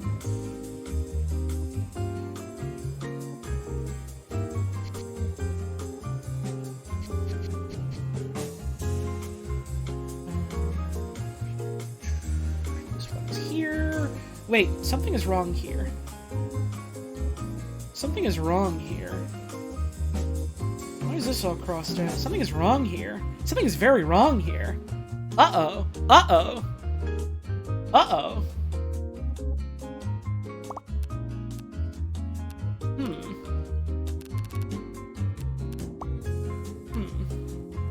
Did we go the nuclear option? Did we just restart? I kind of want to just restart. Let's just do that. Get some fresh eyes on this. I didn't need to do that. But I wanted to.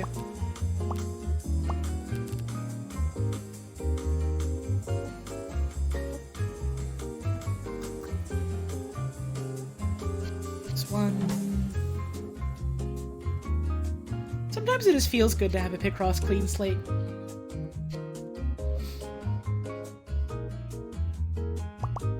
Also, yeah, I agree with that, Scout Chan. Sometimes you hit, like, a critical mass of making mistakes, and it's just kind of like...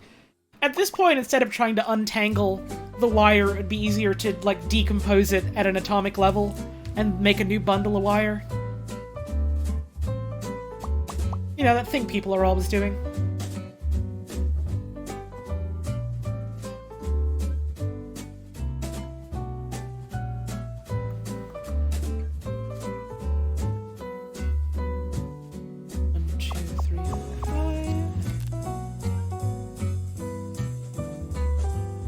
I do really like the music in this game. It's got good music.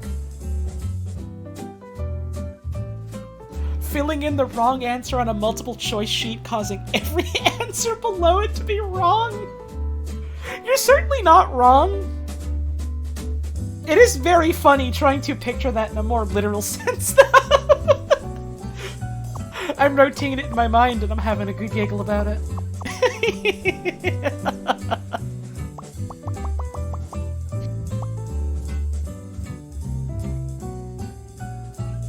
The music to PS1 Monopoly? There was a PlayStation 1 Monopoly game?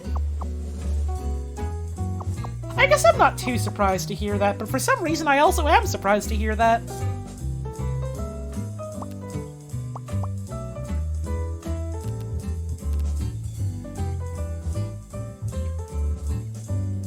Yeah, there's like a ton of Monopoly games, which is why it's not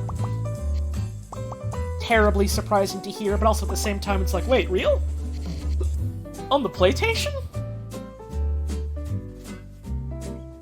Monopoly isn't a card game? No, I like where this is going. What if it was? What if we made Monopoly a card game? Would it be worse?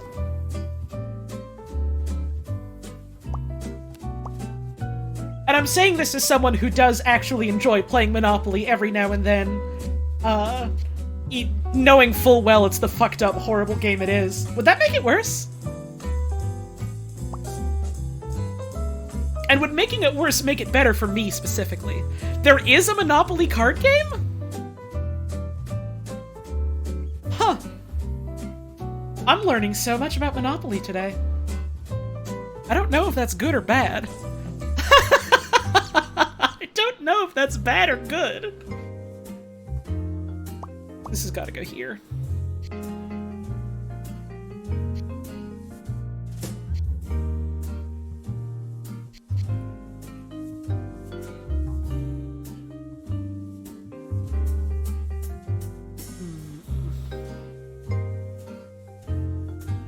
If you want to retain your sanity, don't look up Monopoly for millennials. Oh, don't you worry. I know lots of... or I don't know any specifics about any given one, but I know that there are, like, tons of branded and themed Monopolies out there. And most, if not all of them, are dog shit. And I kind of think that's on purpose. I feel like it's kind of like the whole, like, the thing they did in Canada that was like the craft dinner flavor packets that you can buy, and like, you know, you add this to your craft dinner, and this one is, chicken wing, and this one is poutine, and this one is cotton candy or bubble gum or something like that. I think it's sand for the sand. And a bunch of people will go, man, what the fuck? That's so weird. I need to buy this and taste this and eat this myself to see how weird it is, and it's like, alright. You've fallen for the marketing. The marketing is they put up the weird and bad thing, and you went, man, they wouldn't just put out a weird and bad thing, would they? I gotta buy it myself and try. Like, I say that knowing full well I've fallen for that shit sometimes. And so I gotta wonder if, like, the weird shit-ass, like, Monopoly variants or something like that, too. And if so, I gotta wonder how effective that is.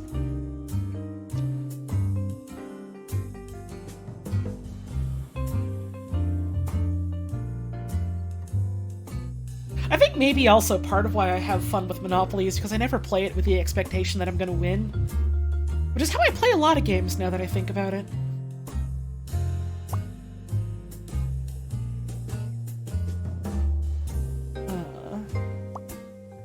I think that's why I've been able to build up an appreciation for losing. I used to be a very sore loser.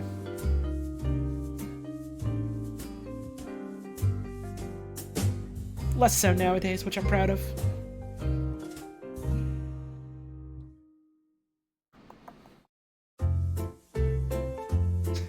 Oh yeah, losing is fun is kind of the Dwarf Fortress MO, isn't it? Fucking Dwarf Fortress. I genuinely want to sit down and learn how to play that video game someday. And I feel like it's one of those games where it's like, once you get over the initial hurdle, it's not too bad as far as, you know, like, navigating the basics of how you even interact with this fucking video game. I just haven't sat down and put in the time or the work yet. One of these days. You can teach me Dwarf Fortress sometime. That's real kind of you to offer. I will maybe take you up on that someday. I'm also looking forward to the Steam version, yeah. If only, you know, for the reasons of, like, it would be fun to have another way to give these folks my money. And also, I think it's neat that they're putting out, like, a, you know, in some capacity official tile set, things like that. That's fun. I like that. I should cross these out because they're filled in. 6 is done. 6 is done.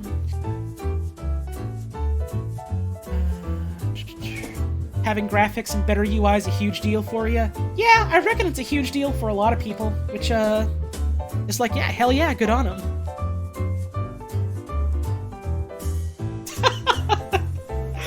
Spruce Zeus, there's probably gonna be some point where Dwarf Fortress is out, and some Deep Rock Galactic update is out, and,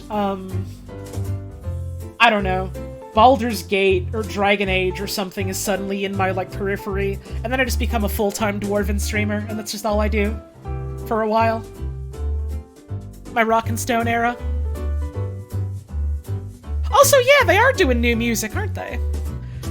One of the guys who made music for the music mods to make music for the actual game. Nice.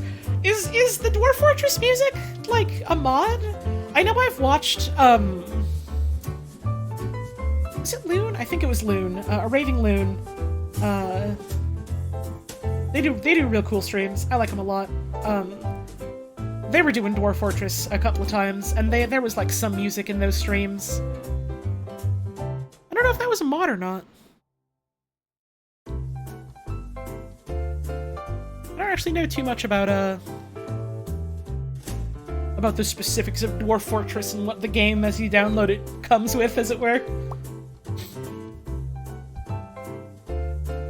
Developers for the game made exactly 2 tracks for the game. Okay, yeah. So that was just the music that I heard then, was just those, because it was just 2 tracks that would happen every now and then. There's a popular mod called Sound Sense that adds music and sound effects. That's cool. Hell yeah. I know very little about the modding scene for Dwarf Fortress. So anytime I hear anyone say anything about those games in that capacity, it's always a fun sort of, like, adventure into a whole world and ecosystem that's, like, foreign to me, which is fun. Yo, Jiljig with the gift sub to Ogrish. That's awful generous of you, and I'm sure that's much appreciated. I know I appreciate it.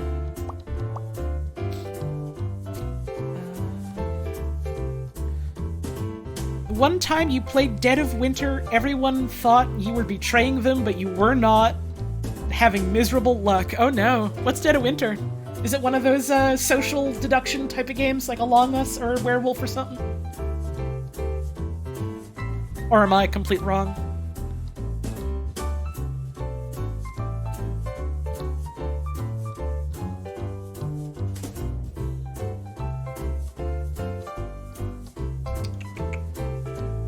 What else have we got? What else have we got? Ugh, my fucking neck is bothering me again. I, like, slept on it funny. So it feels all stiff today.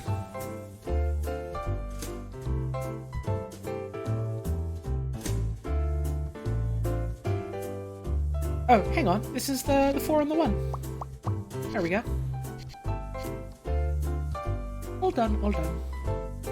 2, 3, 4, 5. 1, 2, 3, 4, 5. 2, 3, 4, 5, 6. A zombie board game that has a social deduction element. Ooh, it's a board game. Nice. Among Us is fun. I like Among Us a lot. There's no but to this. It's an also. I also really enjoy the sort of like deduction/liar games like that are like a, you know, card-based or deck-based or board game-based, stuff like that's a good time. There was a period where me and a couple of friends were like super into One Night Ultimate Werewolf. That was a good time. That was a good time. Ooh, this is all done. I can cross this out.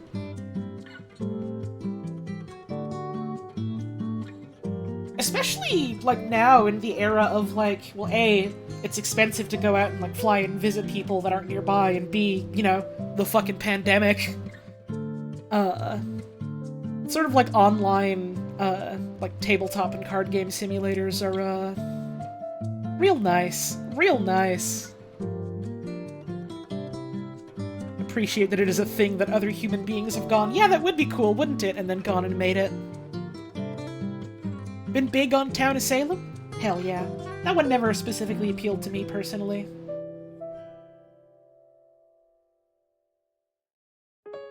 Let's see. If we did... No, this would have to be the 3 here. There's no world where this can be the 2 and then we have room for the 3, so this has to be our 3. This is our 2. That was the thing that I got wrong last time. Looks like I've not gotten wrong this time. Presumably, hopefully. Hopefully. Hopefully.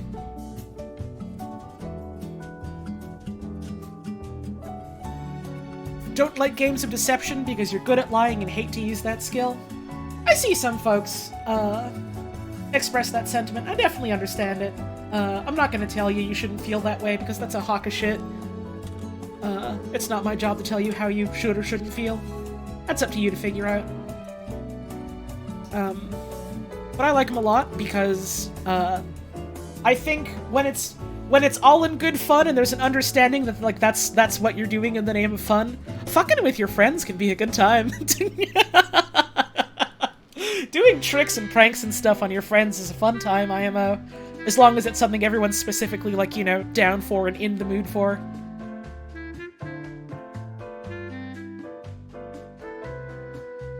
This is looking a little bit like an Among Us Babies, isn't it?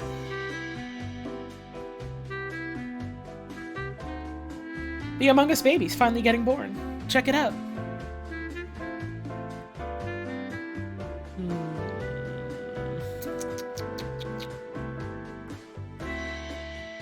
What else?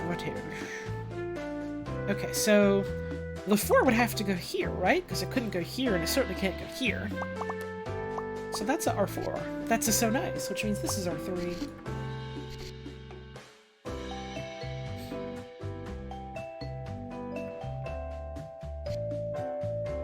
Connect these here. 5, 10, 11. All done. This 8's also done as well. Constantly intrigued by how easy it is to play card games for free with Tabletop Sim. It's remarkable, yeah. Like, there are so many people that has put out, like, whole sets for things on, like, the Steam Workshop or whatever, and it's like, how are you not getting, like, legally destroyed? Something is wrong here. I can't have a 3 here. I can't have a 3 here. I did something wrong again. Picross the best.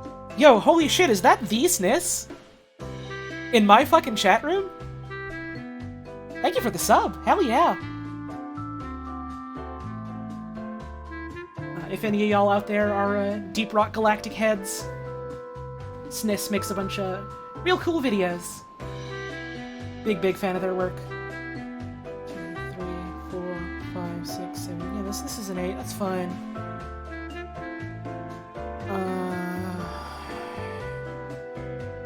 Is the 11 wrong? What the fuck did I do? Am I just gonna have to start, like, wipe this all over again?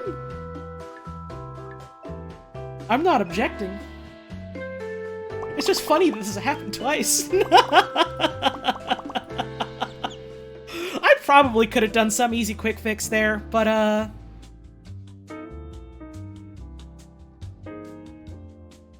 there's no end to that. Thought it was a bit where I get hyped up about random people subscribing like they're famous. See, that's how I keep you on your toes. That's how I keep you on your toes. I just like doing that shit sometimes for random people. Like, yo, is that the SKG showdown in my chat right now? Is that the tick tick ticker over here in my chat room? And so that way, if it happens to like a known entity, it's less like I'm putting them on the spot, and more just like I'm doing the thing I do.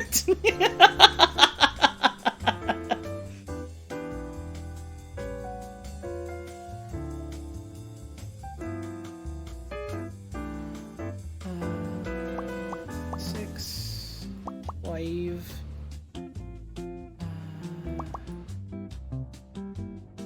Oh god, now I am just... Between this and other people mentioning it earlier, I am just fucking thinking about DRG now. These are crossed out for sure.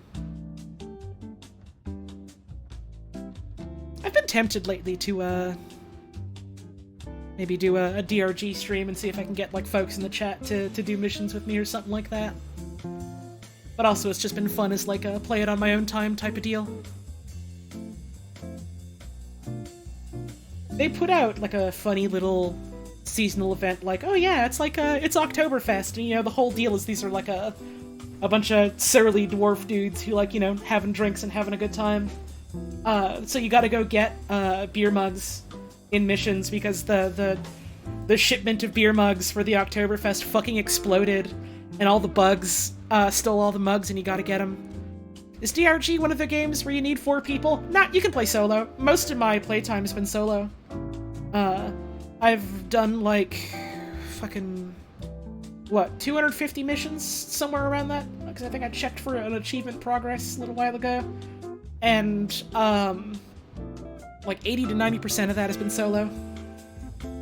I quite like playing it solo.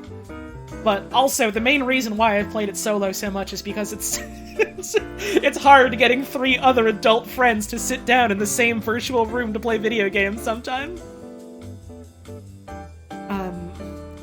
But yeah, but that event came out and I was like, yeah, it's out for 2.5 weeks, and here's a cute little thing you can do in missions. And if you do it, you get like a little bit of extra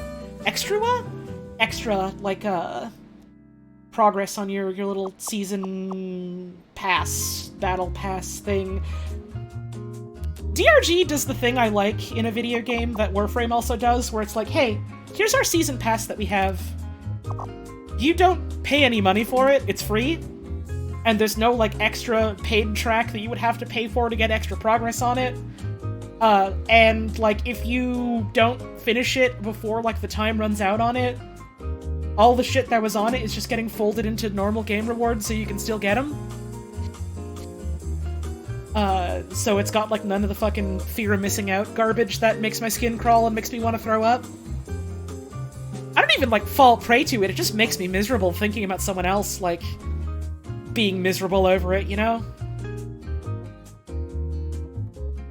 And so I like that they don't do that. The bar is low. But they're passing it, it's great.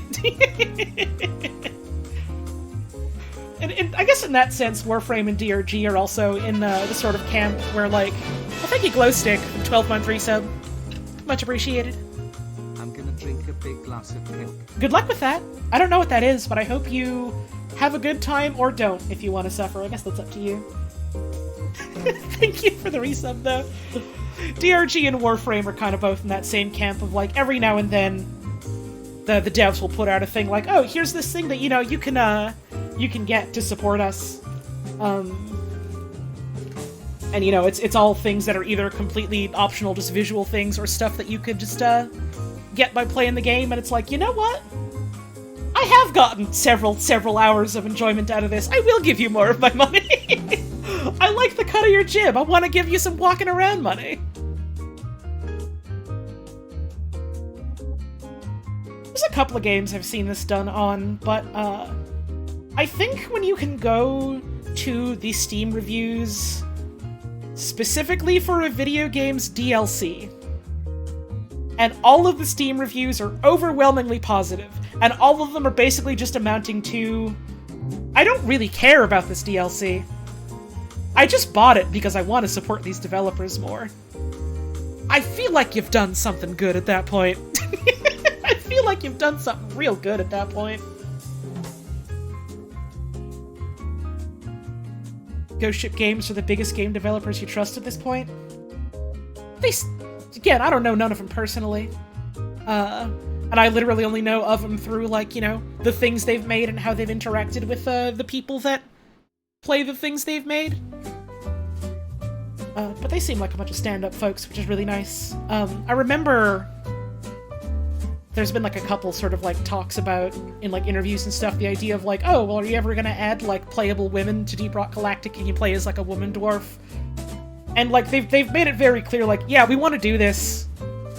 We're a small team with limited resources. It would be, like, a fairly significant undertaking to, like, have to, like, remodel and revoice, like, all of that shit. And we could do it the lazy way. We don't fucking ever want to do it the lazy way. I don't know, that made me smile. It also did make me smile just hearing to be like, yeah, if we do ever get around to it, we want, like, them to also be, like, as surly and gross and ugly and bearded as the men are in it, and it's like, man, y'all really get it, huh? You know what the people want.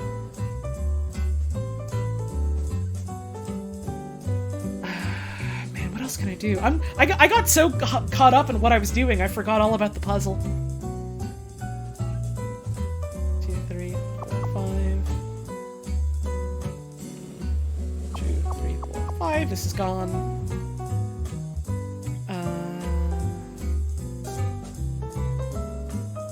2, 3, 4. That'll never work. That'll never work. They can never do that. 1, 2, 3, 4. This for sure, though. That could be filled in. I'm just thinking about dwarves in fantasy. And how much I liked what Terry Pratchett did with them from what bits I remember. I gotta fucking... I finally reached the point again, which was the point that I reached eventually for Return of the Obra Dinn, where it's like, yeah, I remember really, really liking this thing. I don't remember much of the particular specifics of it anymore. I gotta reread the Discworld novels. I gotta reread Pratchett. I gotta do that.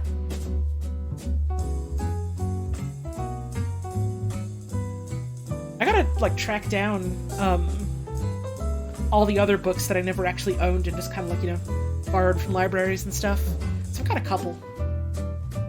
But not as substantial a collection as I would like it to be. And I guess I could always go for, like, ebooks and stuff, but I don't know. I just like the physical sensation of, like, a book in my hands.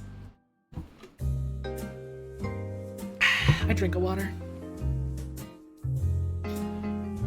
Had a friend who got super into them but haven't read them yourself. They are real good, IMO. They are a real good time. How many books are there? Do you start in order? There are quite a few books, only some of them are, like, kind of tangentially related. There's a lot of people that will tell you, oh, you have to read them in specific orders. You have to follow specific storylines if you want to read it.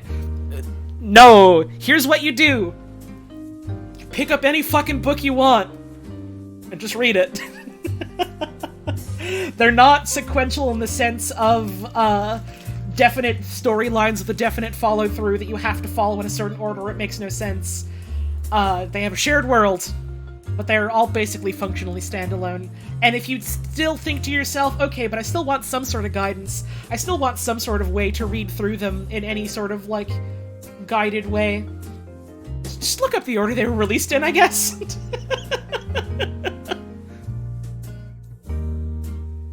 Also think the color of magic is kind of smelly, even if Two Flower is very cute. I don't remember enough of... I don't even know if I read that one specifically, but, there's definitely some stuff in the older books that, in quite a few regards, probably has not held up super well.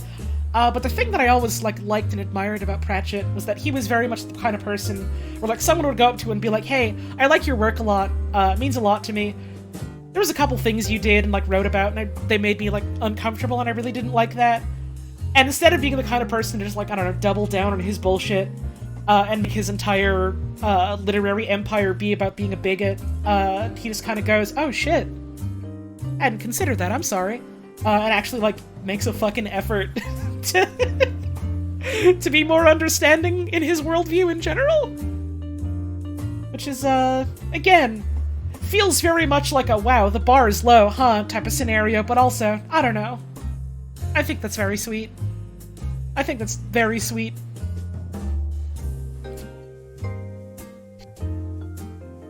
Having the wherewithal to be able to go, damn, maybe I was wrong. I'm sorry that I hurt you like that.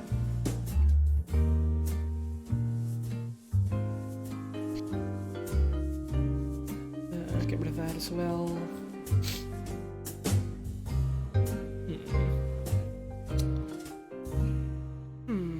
I like Pratchett's work quite a lot.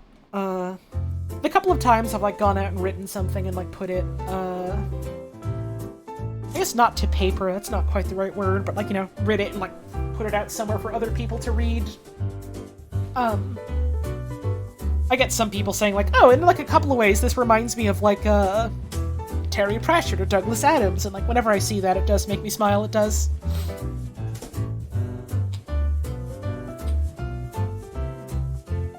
Had a big sob when he passed. Yeah, it's it is still quite sad, isn't it? Wait, no, this doesn't necessarily. No, it has to be crossed out because of the 3. Right. So this would be crossed out here for sure.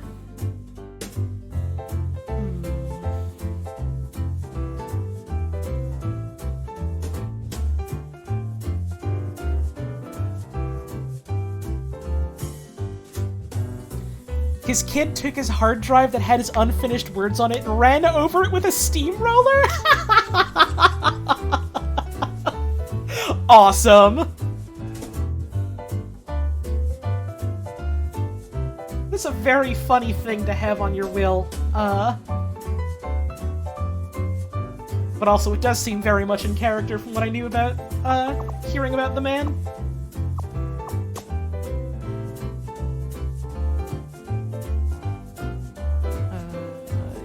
Would have to be like this. Right? 1, 2, 3, 4, 5, space 1, space 1, 2, 3, 4, space 1. There we go. Story Gaiman told once about how Terry met a trans person who found themselves in a character in 2012 when that wasn't as accepted and was really supportive to them. Yeah, I've heard about stuff like that, and it still does make me kind of teary-eyed.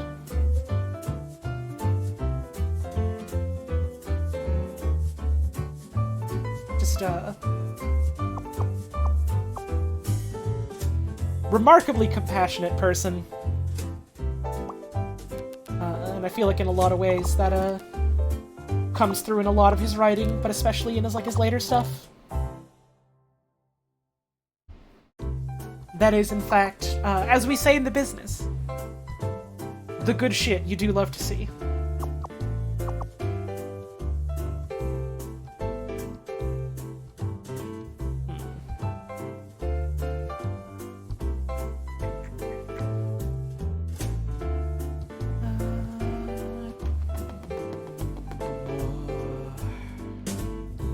So this would be filled in, right? I'm pretty sure.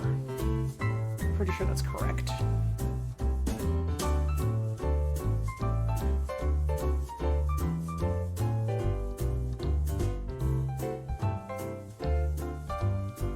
This not be connected with this?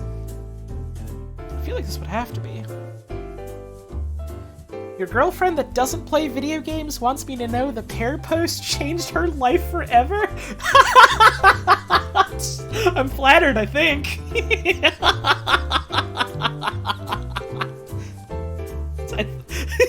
I hopefully for the better. I would assume. Unless you're here on my stream after all these however long of you tuning in to just go, by the way, your joke that you made about pears absolutely ruined my fucking wife's life. Die. Which would be a very funny long con. 7, 8.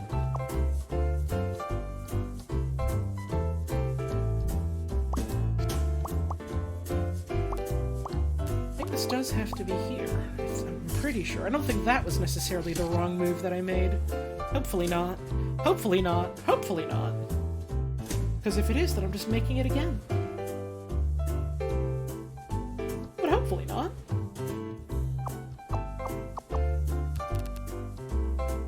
this would have to be the 5. Because this is our 2.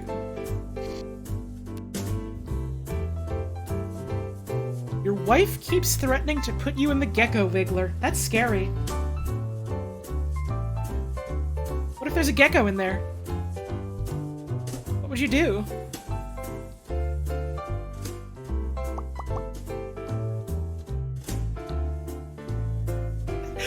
Hi, longtime viewer. Your jokes about fruits ruined my marriage and made snakes manifest in my home. Please log off and have a great weekend. Awesome. I think the kind of internet vernacular that I'm mad I never have an excuse to work more into my normal vernacular is, A, log off, and B, the term, your bad posts. I have been trying for fucking years to get the perfect opportunity to work in your bad posts as, like, the punchline or the stinger to something.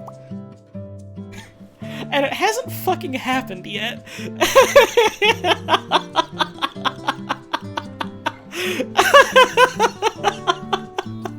I'm hungry for it. I'm hungry for it.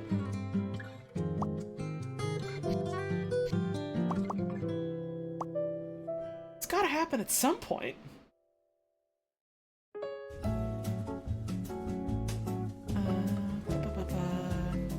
I suppose I do need to get up and have another stretch, don't I? I've been languishing long enough. I need to stretch the old legs a bit. My knee's been acting a little bit stiff, especially over the past couple of days, so I gotta try and be a little more mindful of it. So I'm gonna get up. I'm gonna have a stretch. Probably not gonna go for too much longer, because again, I don't want to go too late. I want to have some girlfriend time tonight. So I'm gonna have a stretch, get some more to drink, run some ads. This is your opportunity to get up yourself. I'll be back in just a moment.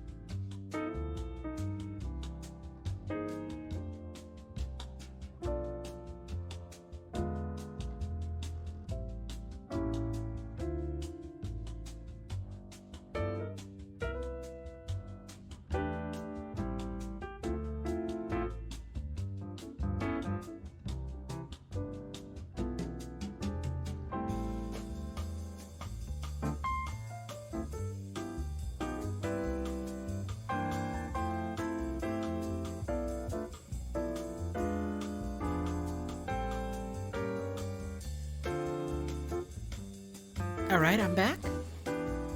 So, back to it. This has been a real fun little chill stream tonight. Hope y'all are having a good time watching too. Thanks for tuning in tonight, y'all.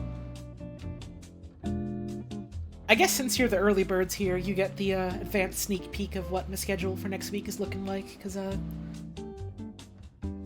feeling right and ready to do a schedule for next week.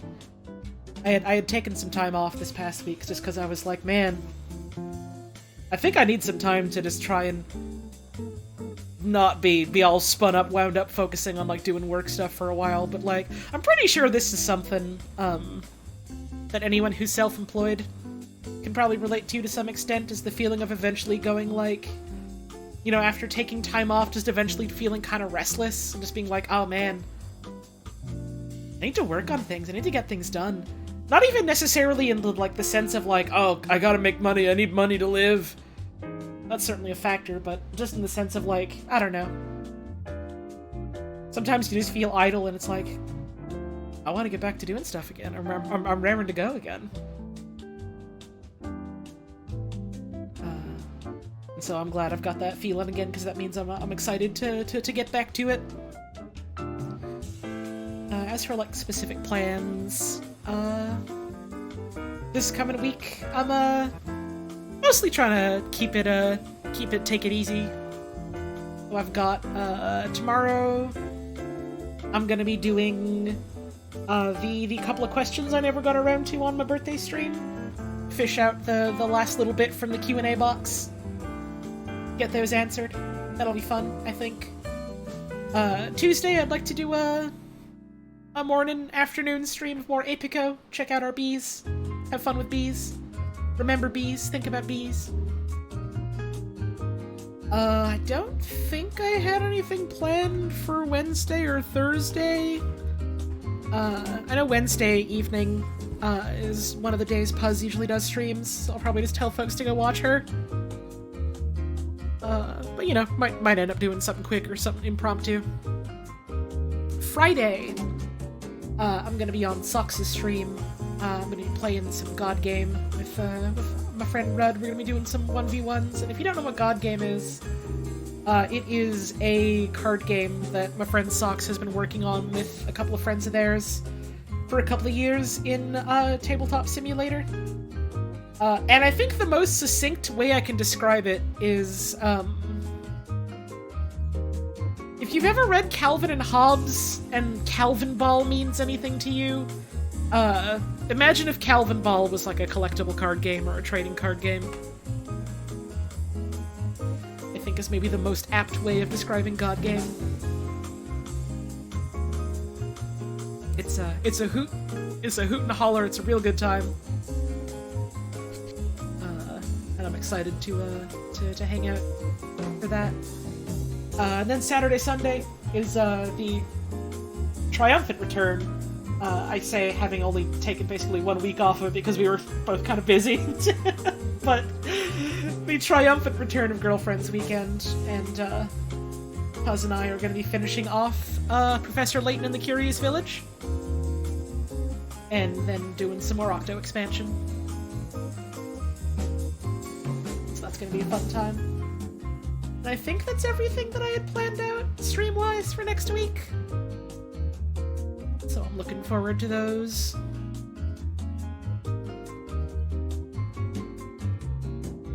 I'm excited to sink my teeth again into Octo expansion. That was a lot of fun last time I got to play it.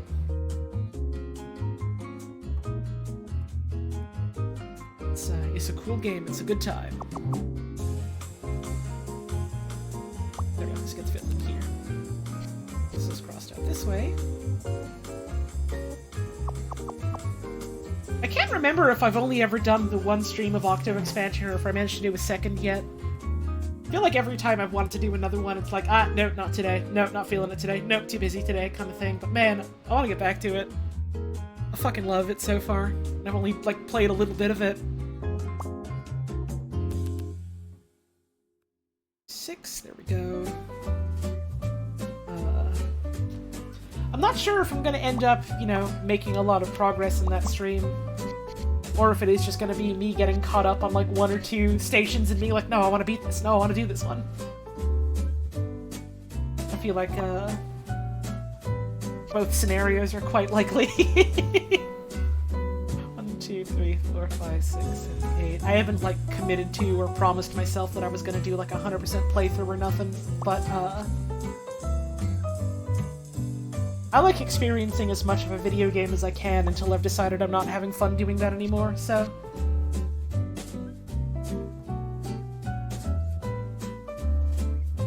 we'll see, I suppose.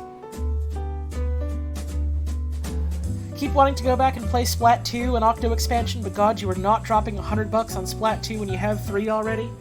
Yeah, if you don't already own 2, I'm gonna say probably not really worth it. Because then you would just be paying all that money for the single-player stuff, and, like, that's not necessarily super substantial? Not substantial enough to warrant that price point.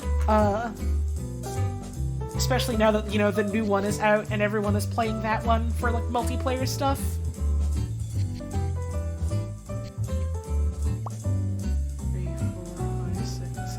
1, 2, 3, 4, 5, 6, 7, 8, 9.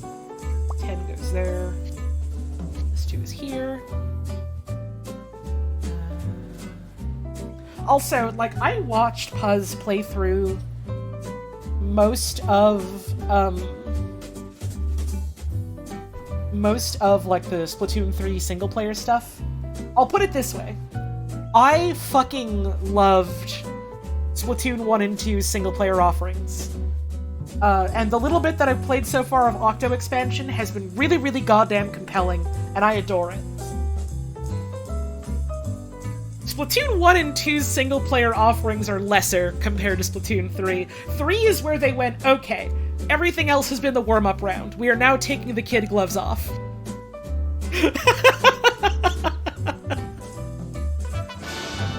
3 is when they do, the cool shit.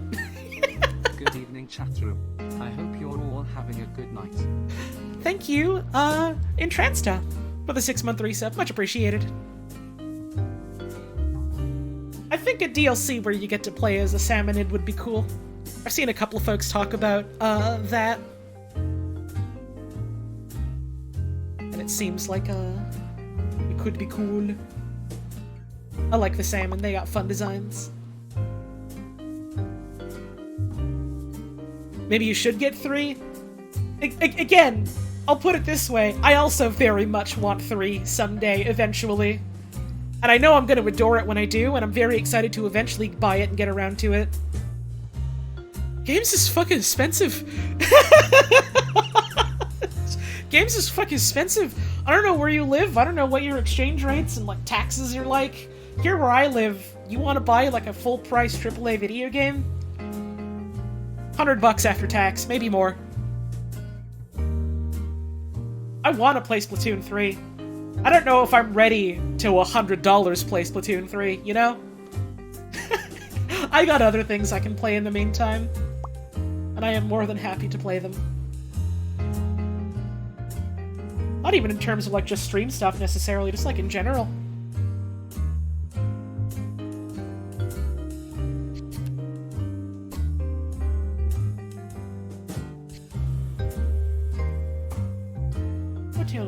What else? Okay, so this has got to be our 3. So this is our 2. We got that. This has got to be a 1. This also has to be a 1, which means this goes here. Which means this is done and this goes here. Which means this would go here. This is clothes, apparently. I just noticed that's the category.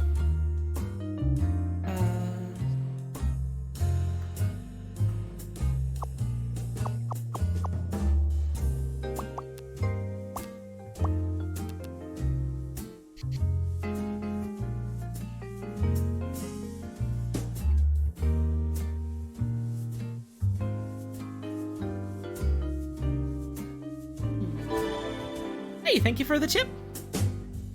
Seagull. Seagull? Seagull. Seagull.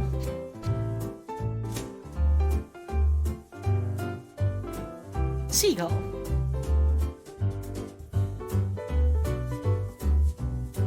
One of your biggest special interests is reptiles, and that ends up meaning you don't spend a lot of money on hobbies because you're not getting a pet on a whim. Huh, yeah. That's, A, that's very sensible. B, yeah, that's one way to save money, huh?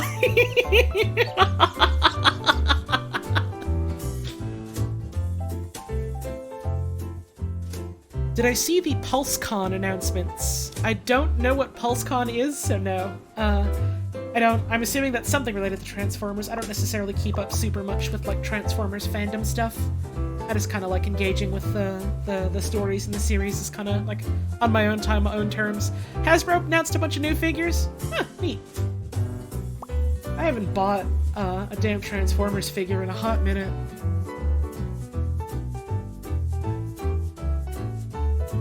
Excited for tiny Dinobots, though. That's exciting. Hell yeah.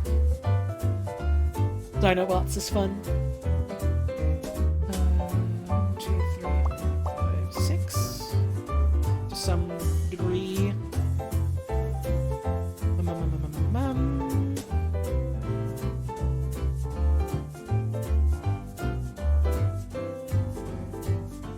Oh, I can cross out these here for this 6. That's all done, which means this bit goes here. That's our 1 all done. Yeah, Goobview, there's a bunch of stuff I have where, it doesn't do much for me personally, but, I know I got friends that are into it, so hearing new stuff about it, like, through them is always exciting. Sometimes it's fun to experience something through the eyes of someone else that's, very excited about it. Thank you, Echo Elbow, for the 5-month resub. Much appreciated. Also, thank you, Barrier Trio Bean, for the 25-month resub.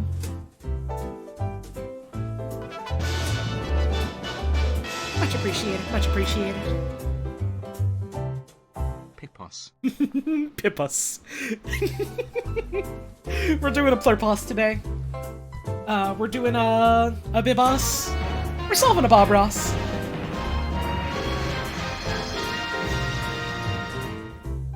We're doing a Clankus. Thank you, Sarkanoth, for the gift subs. 5 of. Yes, sir. Real generous of you. Very much appreciated.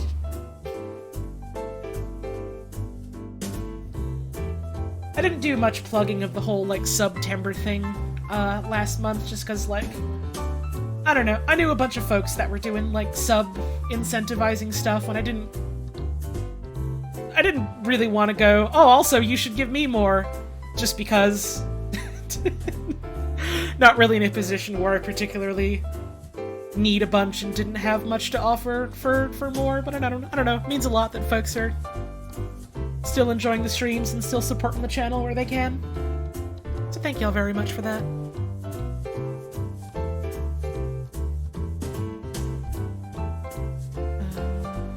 There we go. This one is all done.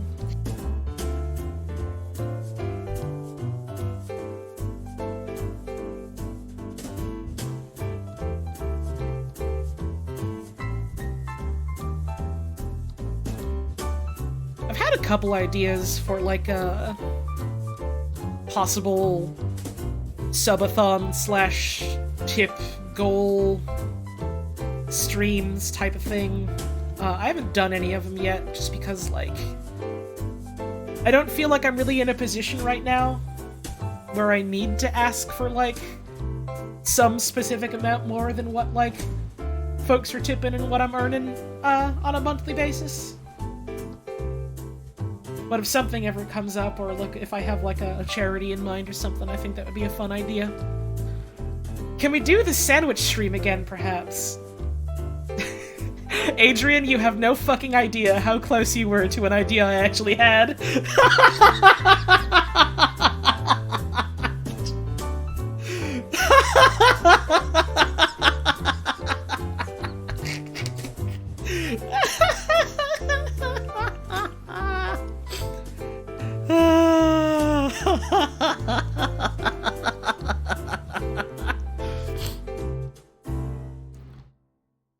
Is that a thing that people would be interested in? Is like a rerun of like past streams like that? I know that's like a thing you can somehow do with Twitch. I don't quite know how.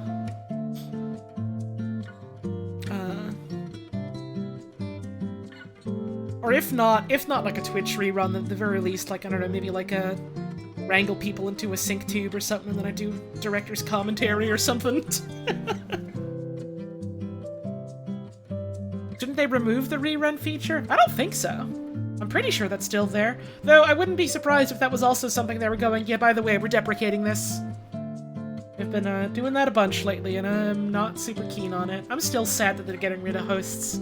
I quite like hosts. It's kind of thrown a wrench in my whole GDQ plans, given how I really enjoyed getting folks together to watch the GDQs hosted on my channel so that we can all watch it together and chat in the chat room. So I'm kind of fucking miserable about that. Yeah, they're getting rid of hosting. Why? For some really stupid reason that they gave about how they're trying to promote community sharing or togetherness or something, and it's like, that... What? It's stupid. It's bad and it's dumb, and I'm not happy about it, but I suppose there are multiple business decisions about this platform that I certainly feel that way about. Hey. Am I still playing Dark Souls 2? I'm playing Picross. Do you mean like in general? No, I'm still playing it. I just haven't finished it and haven't played it in a while. Doesn't mean I'm never playing it again.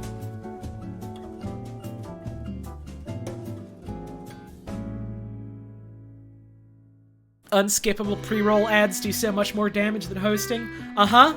I sure wish I could disable that. I sure wish I could turn those off. I sure wish there was an option I could have that would disable pre-roll ads completely. And they tell you, oh yeah, if you run the scheduled ads, that'll, like, you know, help curb the pre-roll ads. Do you know what they want you to do? They want you to run, like, scheduled ads every 30 minutes to get rid of pre-rolls, and it's like, I'm not doing that. No.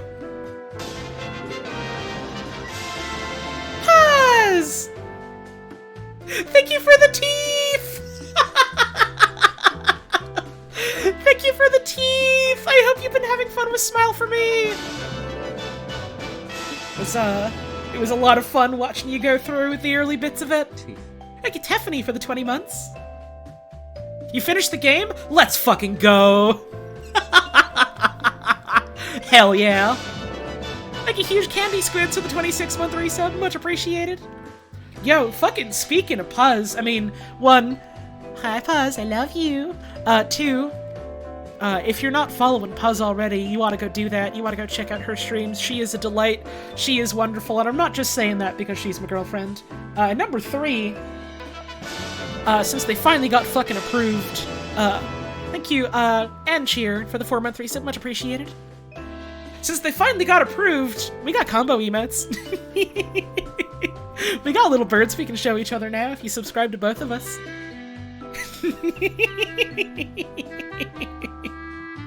For your consideration, looking at you and smiling so sweetly, you can subscribe to my girlfriend on Twitch. Smile.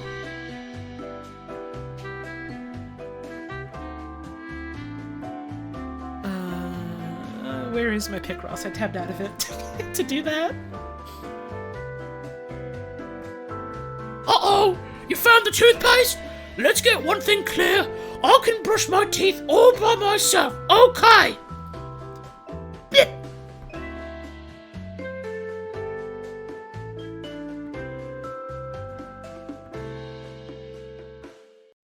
Yes, Duke also did the emote for Puz. I commissioned them both together, and he, like, fucking knocked it out of the park, frame 1, essentially. Which, I mean, he basically always does that whenever I'm like, hey, I got an emote idea, so... 2, 3, 4, 5, 6, 8, 9, 10, that would go there. This 2 is all done. There we go. hopefully I didn't do anything wrong this time. I guess remains to be seen. Can't do anything here. That can't be a 3, which means this would have to go here.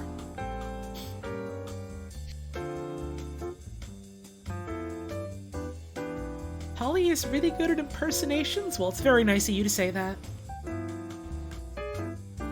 I don't necessarily pride myself on being able to do impersonations, but it is, I guess, kind of a fun side effect of being decent at my job, which does make me happy. This has got to be the 2. So this is the 3. There we go. Presumably, at least. 2, 3, which means this 4 goes here. This has to go here.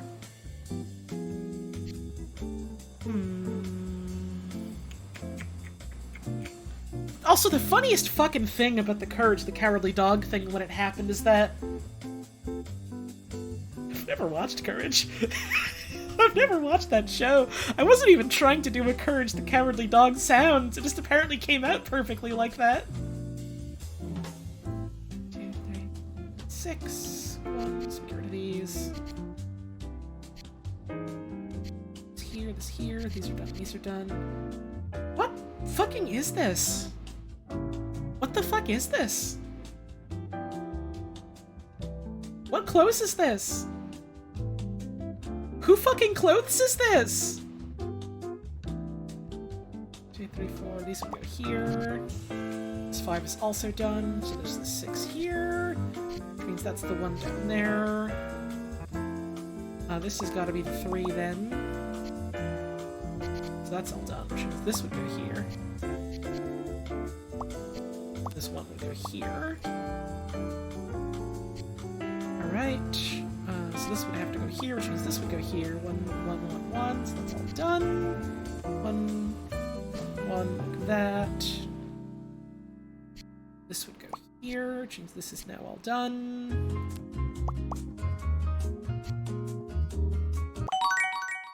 What is this? Literally what? Socks?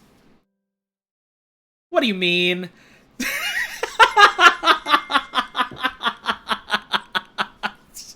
Okay. Sure.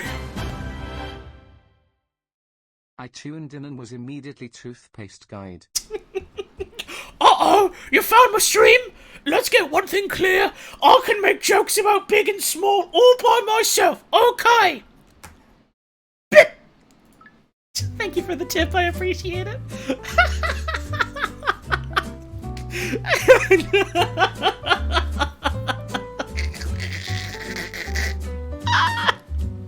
That's always so funny to me and I don't goddamn know why. It remains funny to me, no matter what.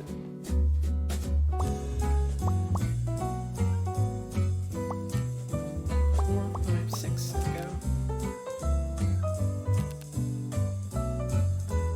Yeah, the inflection on okay fucking murders me.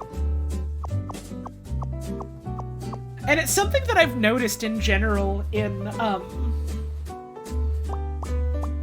there's this one, I presume it's a TTS voice that you hear sometimes in videos, and it's like, hello, I'm a small British child, and they end their sentence with such an inflection. And then also the fucking, this Calypso, Paradise Punch, it is fucking minging. And, like, the specific inflection they do at the end of a sentence is so fucking funny. It is fucking minging! Suck your dad!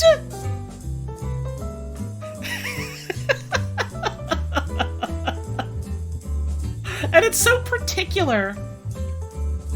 I don't know what it is about it that always makes me laugh.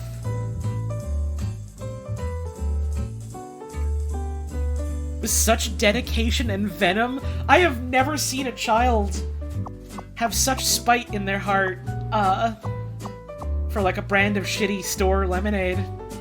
It's great. It's great. 1, 2, 3, 4, 5, 6, 7, 8. Like the "we're hitting the gritty for Ukraine kid" voice. Right, yeah, that's the TTS I was talking about. I'm almost certain that's a TTS.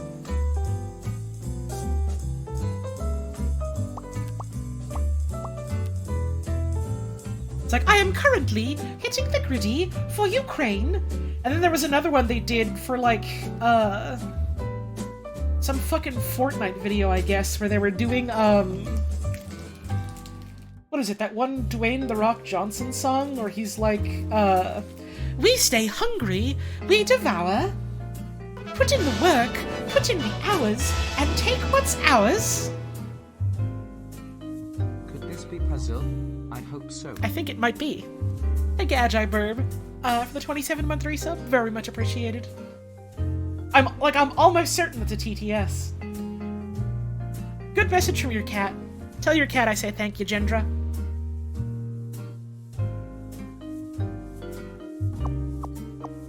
This comes up every now and then, but people will talk about sometimes how, their cats will be, like, sitting with them, watching my stream, transfixed. I don't know, I think it's fucking awesome that I have a Twitch stream that's accidentally appealed to cats.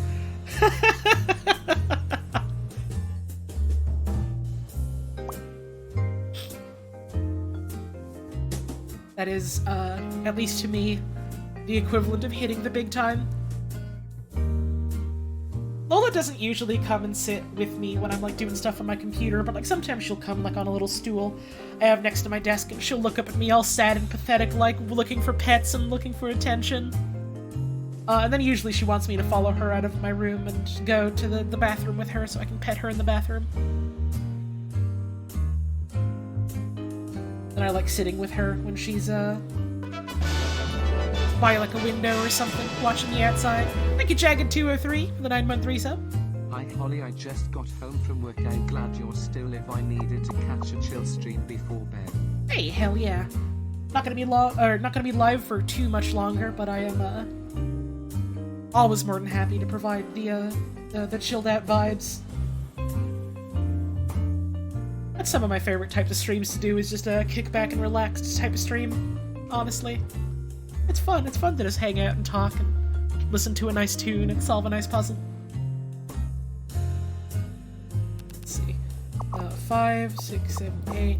One of your cats likes to lead you to the next room over specifically so you can pet her belly. That's what Lola does. She's insistent that when she wants pets and she wants attention, we have to go to the bathroom with her. We have to go to the bathroom with her and pat her bum in the bathroom. It has to be there. And then she'll run to the downstairs bathroom and want to get her bum tapped there as well. And then usually she'll go and make a little nest by all of her, like, toys on, like, a little mat downstairs. I like to sit with her when she does that, give her some company.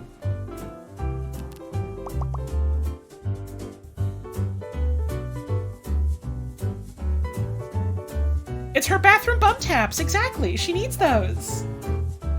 She needs those or she'll die! It's serious! Oh, it's got nothing to do with her shitting. I don't think she associates bathrooms with shitting, because her litter box is, like, by the back door. But she loves getting patted in the bathroom.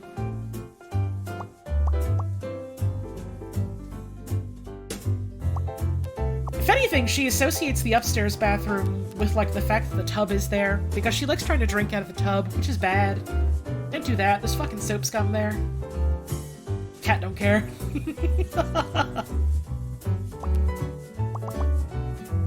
It's the fun water to her. Really wish it weren't. I wish she weren't trying to drink the bad water. She has, like, a... The other water she actually drinks out of, that we actually want her to drink out of, it's not in a bowl, because she's never really liked drinking out of bowls. We have it in, like, a jug. Like, it was a pitcher that was, like, I don't know, made for, like, juice or water or just, you know, pouring shit in general. And for years we had used it just as, like, for holding water for, like, watering, like, plants and stuff that we have around the house and outside and things like that. And then after we adopted Lola, she just decided one day, This thing is fun. I want to drink out of it. And so it's this enormous jug that we have to fill up all the way just so she can lap up a little bit off the top. And she loves it. She loves it so much. And she's so insistent that whenever she wants water, she has to sit by it and scream and howl because she wants someone to walk over with her to the jug and then, like, pour a little bit extra on the top because she likes to watch the water get poured in. And then she likes to tap the surface and play with it a little bit. So we had to put, like, a fucking rag under the jug just to make sure that, like, if it was spilling out, it wasn't, you know, like, getting on the floor and ruining it. I love cats. They're so funny. They're very particular, and I've always really enjoyed that about them. 2, 3, 4.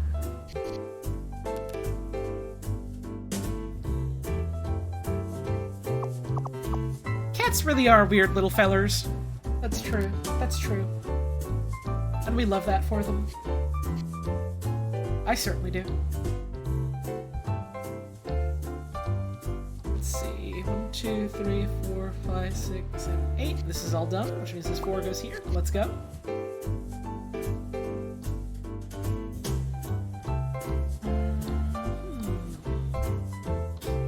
This would have to be a 2, so we get rid of this.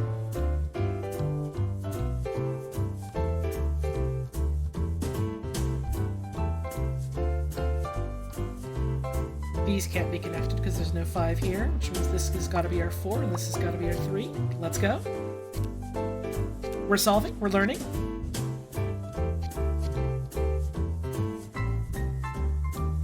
I'm so happy. I'm not, like, calling out any of them in chat, but I want you to know that I'm enjoying all these little cat stories people are posting.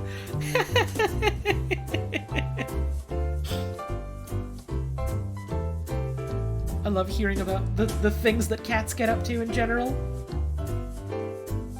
What is this bit here? This can't be a 4. 1, 2, 3, 4, 5, 6, 7, 8. This is our 2 at the bottom. This can't be a 5. This can't be a 2.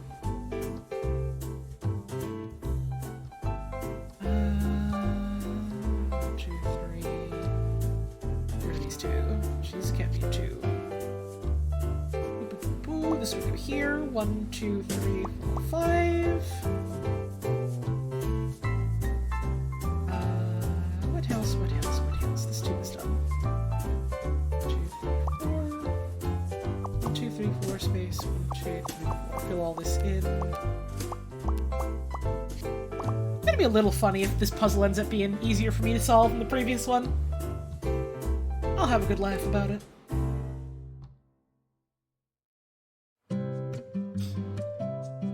Dad's cat has a sad little face and tiny mustache? That's awesome! I love it when cats look like they have a little tiny mustache. I think it's very charming for a cat. Thanks for stopping on by, Gnome Bitten. I hope you have yourself a wonderful rest of your evening. Thank you for supporting Picross. Ooh, I can fill this in. Ooh, I can do that. Picross is famous. And don't never let anyone let you forget that. I think this has got to be our 2. Pretty sure, yeah, because then this is the 4 here. This would go here.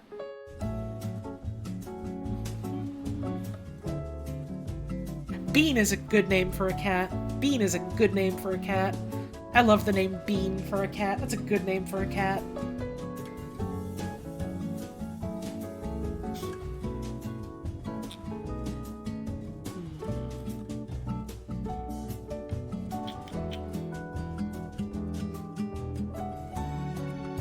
Ooh, this 2 is all done.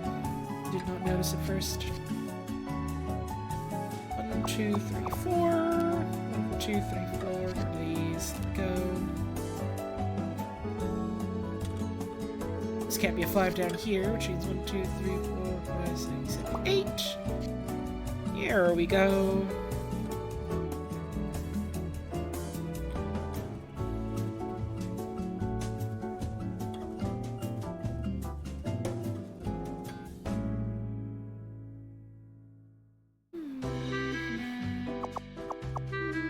Nope, that would not be anything conclusive quite yet. Although we can do a bit here. 1, 2, 3, 4, 5, 6. There we go. Which means this has got to be our 3 over here. Because the 2's got to be that. This has got to be this. That's something. 1, 2, 3, 4, 5. That would go here. This 2 is all done here, so I gotta cross that off. This 3 is all done. I have to sneeze. Excuse me. Pardon me. Hope that wasn't too loud. I tried to face away from the mic when I did it. Got our 4s here.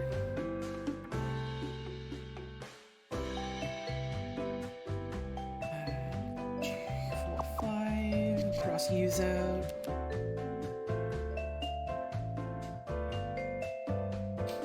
This 8's all done. Yeah. 5's almost done. Not quite. I think I'll solve this puzzle and then I'll wrap up. Might keep the goodbyes real quick and short like, just for the sake of moving on with the rest of my evening. But I do see we have some fan art, so we'll certainly check that out. Your mom says bless you from the other room. I appreciate that.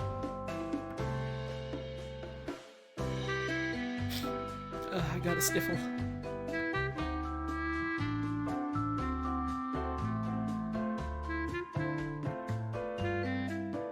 Let's see, we could do 1, 2, 3, 4, 5, 6, and that would technically work, so I can't rule in or out the 2 being here or not quite yet.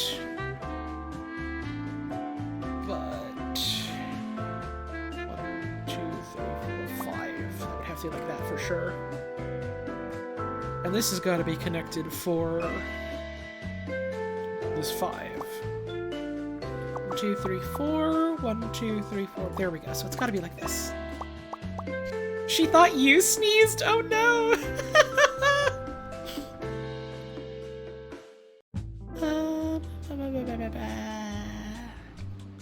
This 4 would have to go here. This 2 would go here.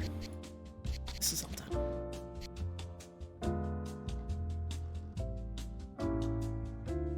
Remember that time Markiplier was in the hospital for some constipation thing and hashtag he pooped started trending when he said he got out? No. I do not know anything about Markiplier. Again, if you have anything to say about, like, hey, do you know X or Y thing about X or Y, you know, gamer, YouTuber, or podcaster or anything like that, my answer 99 times out of 100 is gonna be no, sorry. I do kind of live under a rock. That whole thing with the fucking, what were they called? The Triforce, the Tri Guys, whatever it was. When that whole thing came out recently, I saw so many people posting about it, and I literally had to go to my girlfriend and be like, hey, do you know what this is? Do you know who these people are? Do you know anything about this? She also didn't. Wasn't intended as a question for me, you were just throwing your brain out into chat? I'm in chat. I'm someone in chat. I'm also a member of chat.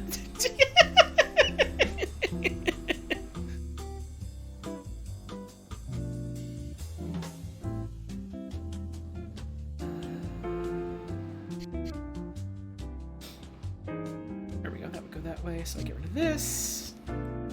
This would go here.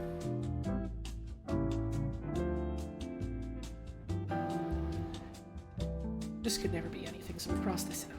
This can't be a 2, which means this has got to be our 2. Which I guess was already something I could deduce and just kind of didn't because I was looking at other stuff. But this goes here, and this is part of our 4. Get rid of these. This goes here, that's probably part of our 4 as well. This has got to be connected.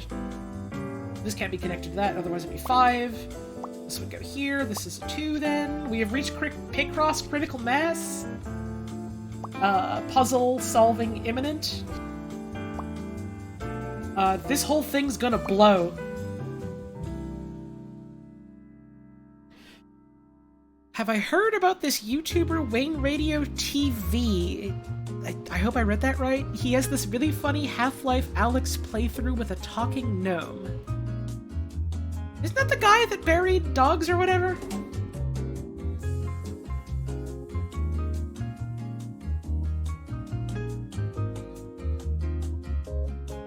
Every now and then,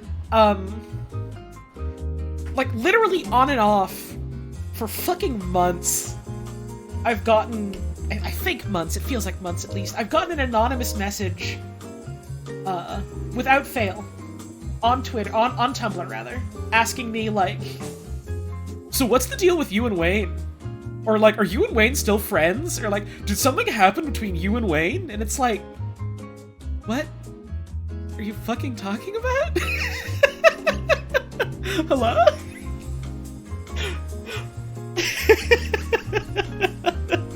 And I think, like, not every time, but every now and then I'll, like, bring it up in, like, the group chat that we have.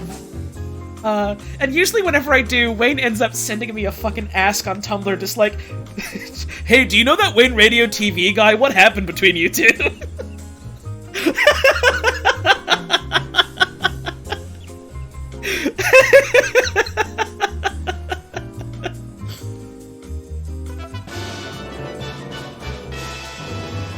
Thank you, Goo Gals, for the 18-month resub. Much appreciated. I think you could beat the Wayne Radio guy's ass.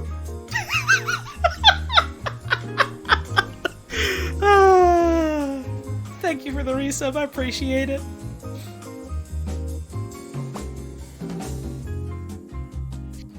Yeah, sorry. Mr. Wayner80 and I had creative difficulties after he tried to fistfight me at the top of a volcano, and so after he dropped me off a cliff, I'm sorry to say I will not be returning as Dr. Cummer in Half-Life, but the guys are there, number 2.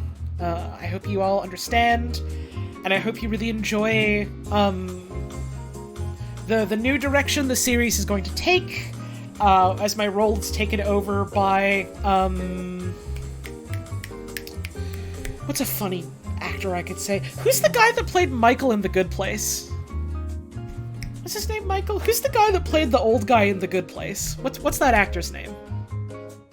If I fucking remembered, this would be so much funnier. Ted Danson! Please look forward to Dr. Creamer being played by Ted Danson. There we go. Joke landed.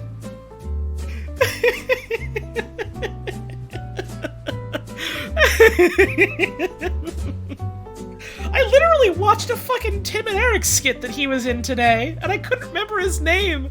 And the entire crux of the joke is that his name is Danson, and so it was like, yeah, he's Danson.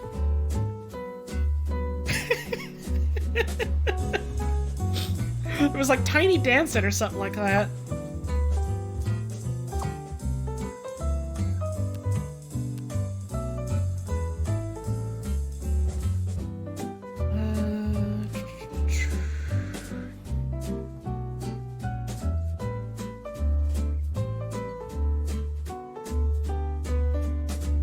Man, though, I can't talk about any specifics, obviously, because, you know, some things are best kept secret. But I'm real excited about some of the stuff that RTVS has in the proverbial oven for the next little bit.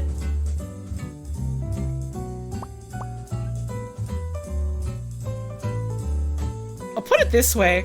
I'm really, really glad that people really enjoyed the Spamton thing we got to do with Fangamer. So much fucking fun, like, putting that together, even just for, like, the little bit that I contributed to that. Such, like, an honor, I suppose, to be able to do something like that for, like, a bunch of really cool folks for a thing that I really care about. Like, we all did, like, a bunch of really hard work, and I only did my little bit. Everyone else fucking busted their ass for their stuff. Like, I'm so glad that people, like, really enjoyed that. That was the warm-up round. That was the warm-up round. Y'all are gonna be real excited about, what's the vaguest time frame I can give? The rest of 2022 / early to mid 2023.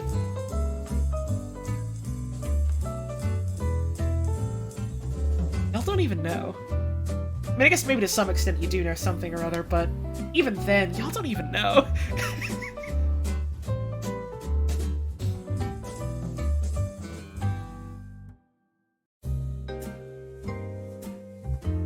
Think you guys should get MCU budget instead? Listen, I don't think anyone watching my streams is fucking rich, but if someone's out there with $1 million, an impeccable taste in comedy, and the arts, especially in like, you know, the realm of, like, digital media, I'm just saying, me and my friends would love to be paid an exorbitant amount of money to put on a show.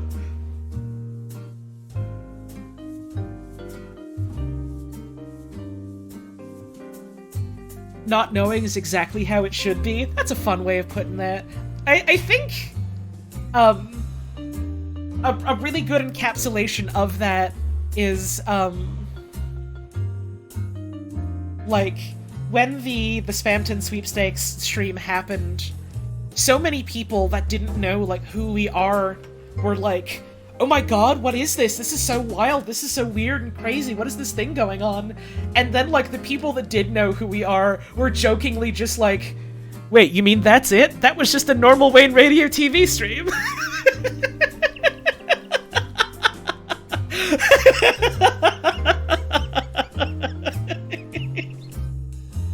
Oh, that bit always makes me smile real wide, it does.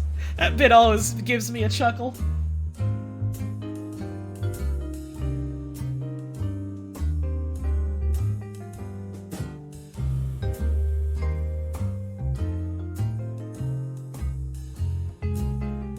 I saw someone earlier in chat mention, you know, possible Q&A thing about the Spamson Sweepstakes stuff. I don't have anything to share right now, just because, like, we're still internally, like, trying to figure out, like, what we could do in regards to that, and how we could do it, just because, like, you know, this is a thing that we made for, you know, like, a company about a pre-established thing, and, like, they're all incredibly cool people, and working with them has been a delight. But even then, there's legal stuff you gotta keep in mind, so... there will be info to share about that when there is, and if there is, I suppose, so, thanks for understanding, I suppose. Understandable, you won't be able to show the other ending. Yeah, that definitely is, like, even if we were technically allowed to show it, I don't even know if we would want to, because it just wouldn't be in the spirit of the whole, this is what people picked, you know? And I feel like it would maybe kind of lessen, like, how much people gave for the cause they gave to, if it was just like, oh yeah, and by the way, here's the other thing that you didn't pay for, kind of thing. You know? That's just how I feel about it, though, personally.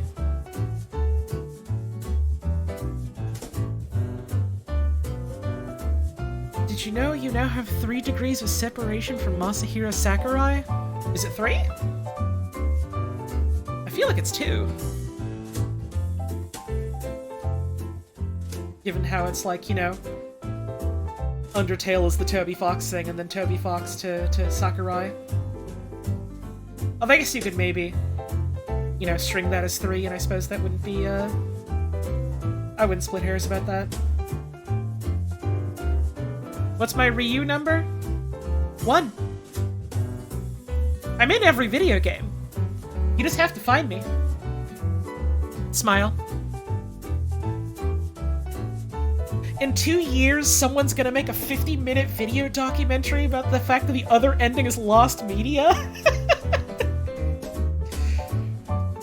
I feel like people are already doing, or maybe a little bit less so, but certainly right after it came out, people were doing the whole, like, we gotta, like, pour through this, you know, word for word, every single little thing, and figure out what it means in the grander scope of, like, Deltarune in that universe, and it's like... Even in spite of Toby Fox literally directly tweeting, like, hey, you know, the thing that, that Fangamer's putting on tonight, it's non-canon. Just, you know, enjoy it for what it is. Even in spite of that, we got people being like, who's this Mike in the credits? Is that the Mike that Spamton talks about? And it's like... No, that is my friend Mike's name. Mike, Twitter unknown.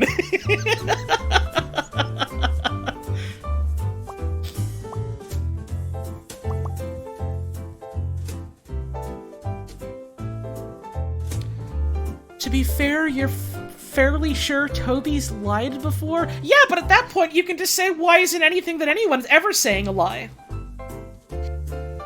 What if anything I've ever said about this was a lie? What if we didn't actually work on it? They just got impersonators of Wayne and Val. You know?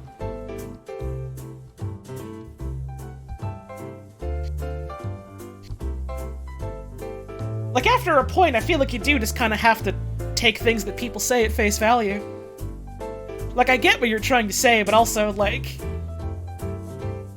I suppose I don't agree.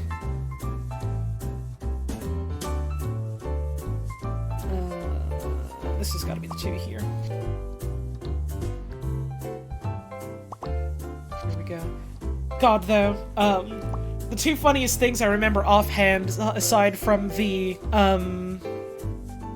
whole Mike thing, is, one... someone on Reddit, maybe like as a joke, maybe because they were like aware of who we are and just were trying to like say it as a joke, saying that RTVS was an advertising firm. Buddy, I fucking wish we were getting paid advertising firm money on the regular.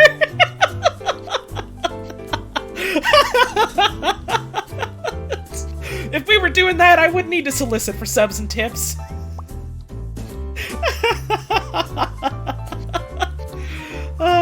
And two, like some of the lines that were on like the little ticker tape at the bottom of the stream, people being like, oh, what is the significance of like these things? What do they all mean? What is this one like right at the end that just like seems like a bunch of gibberish? Is it a coded message? And it's like, no, that one specifically was like a cheeky Easter egg we put in that was like a typo that one of our friends made that we all thought was really fucking funny.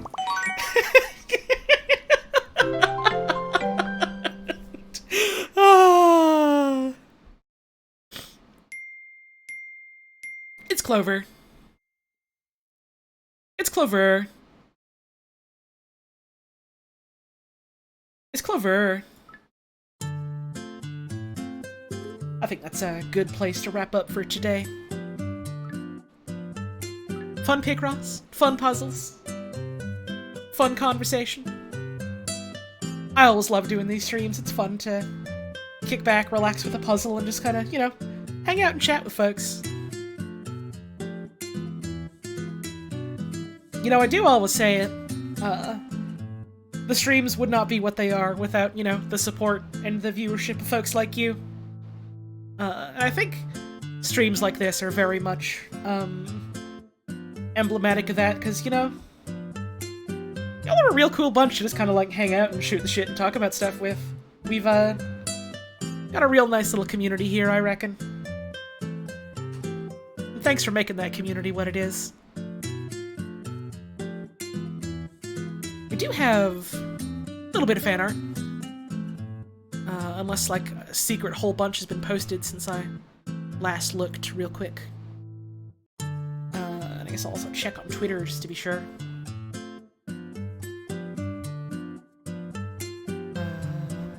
Nope, just the stuff on Discord. Let's check it out.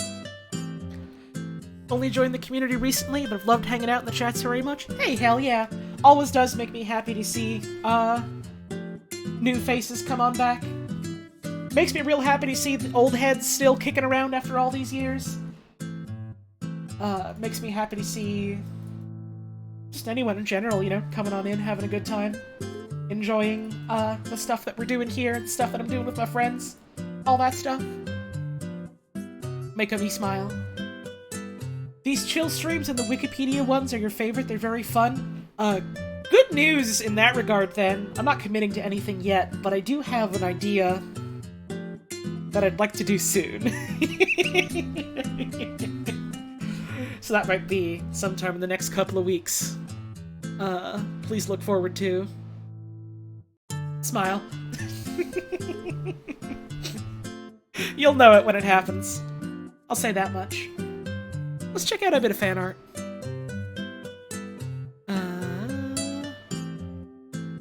Open this up. Hang on, hang on. Hang on. Start with this one, because this is from a little bit ago. I did retweet this one on Twitter. I thought it was very, very cool. From Churiel.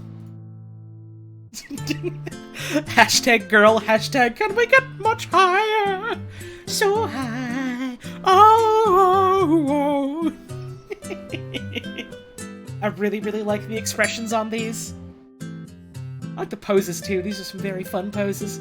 Very cute in general. Thank you very much. Big fan of this one. Here's a cool bird someone saw in a store. You love to see it. Shouts out to Bird. That one was posted by a witchy one. Here's some Patapon-inspired fan art from Eagle Full Metal. Hell yeah. I've never actually played a Patapon, because I've never owned any of the systems they were on, but I've always enjoyed the way they look. Hell yeah. Thank you very much.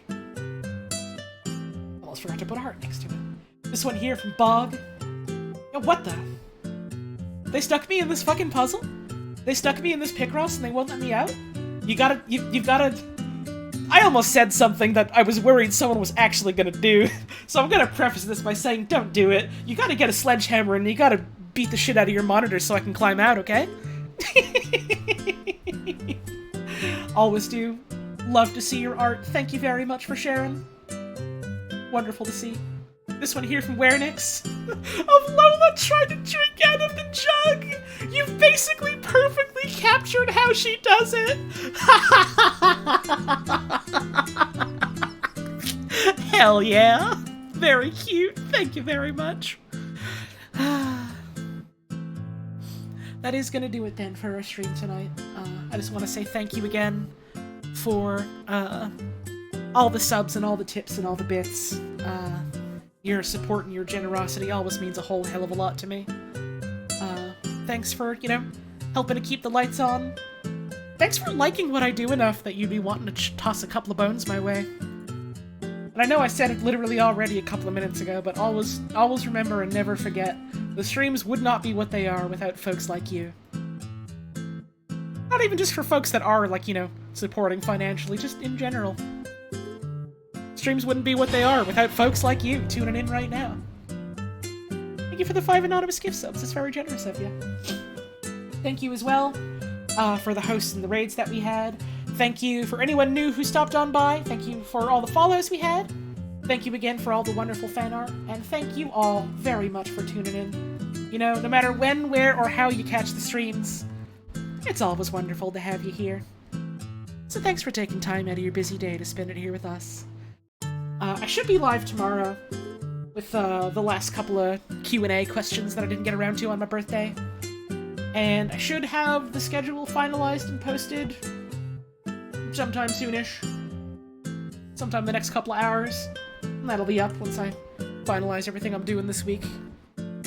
We got some fun stuff up on the docket this week and next week and for the next little bit, quite frankly, which I'm very, very much looking forward to. Something as well to look forward to.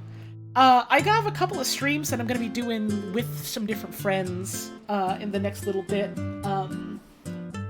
I've got something that I'm going to be doing with Gur and a couple other folks. I've got some stuff that I'm going to be doing with Joy.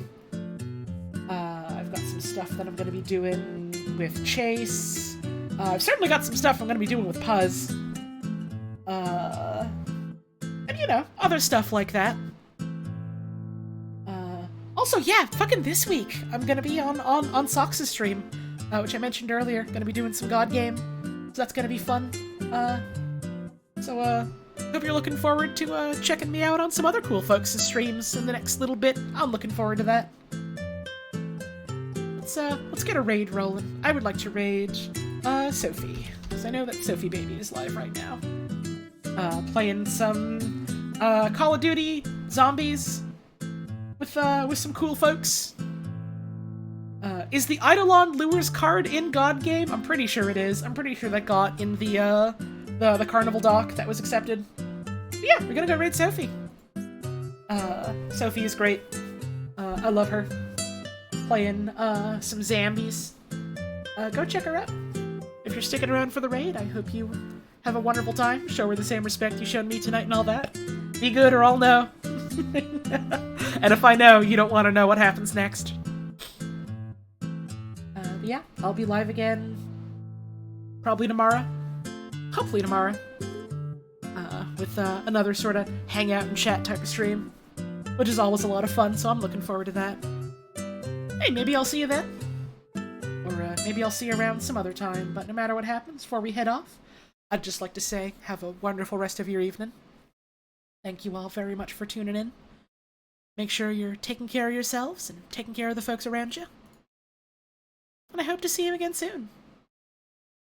Good night.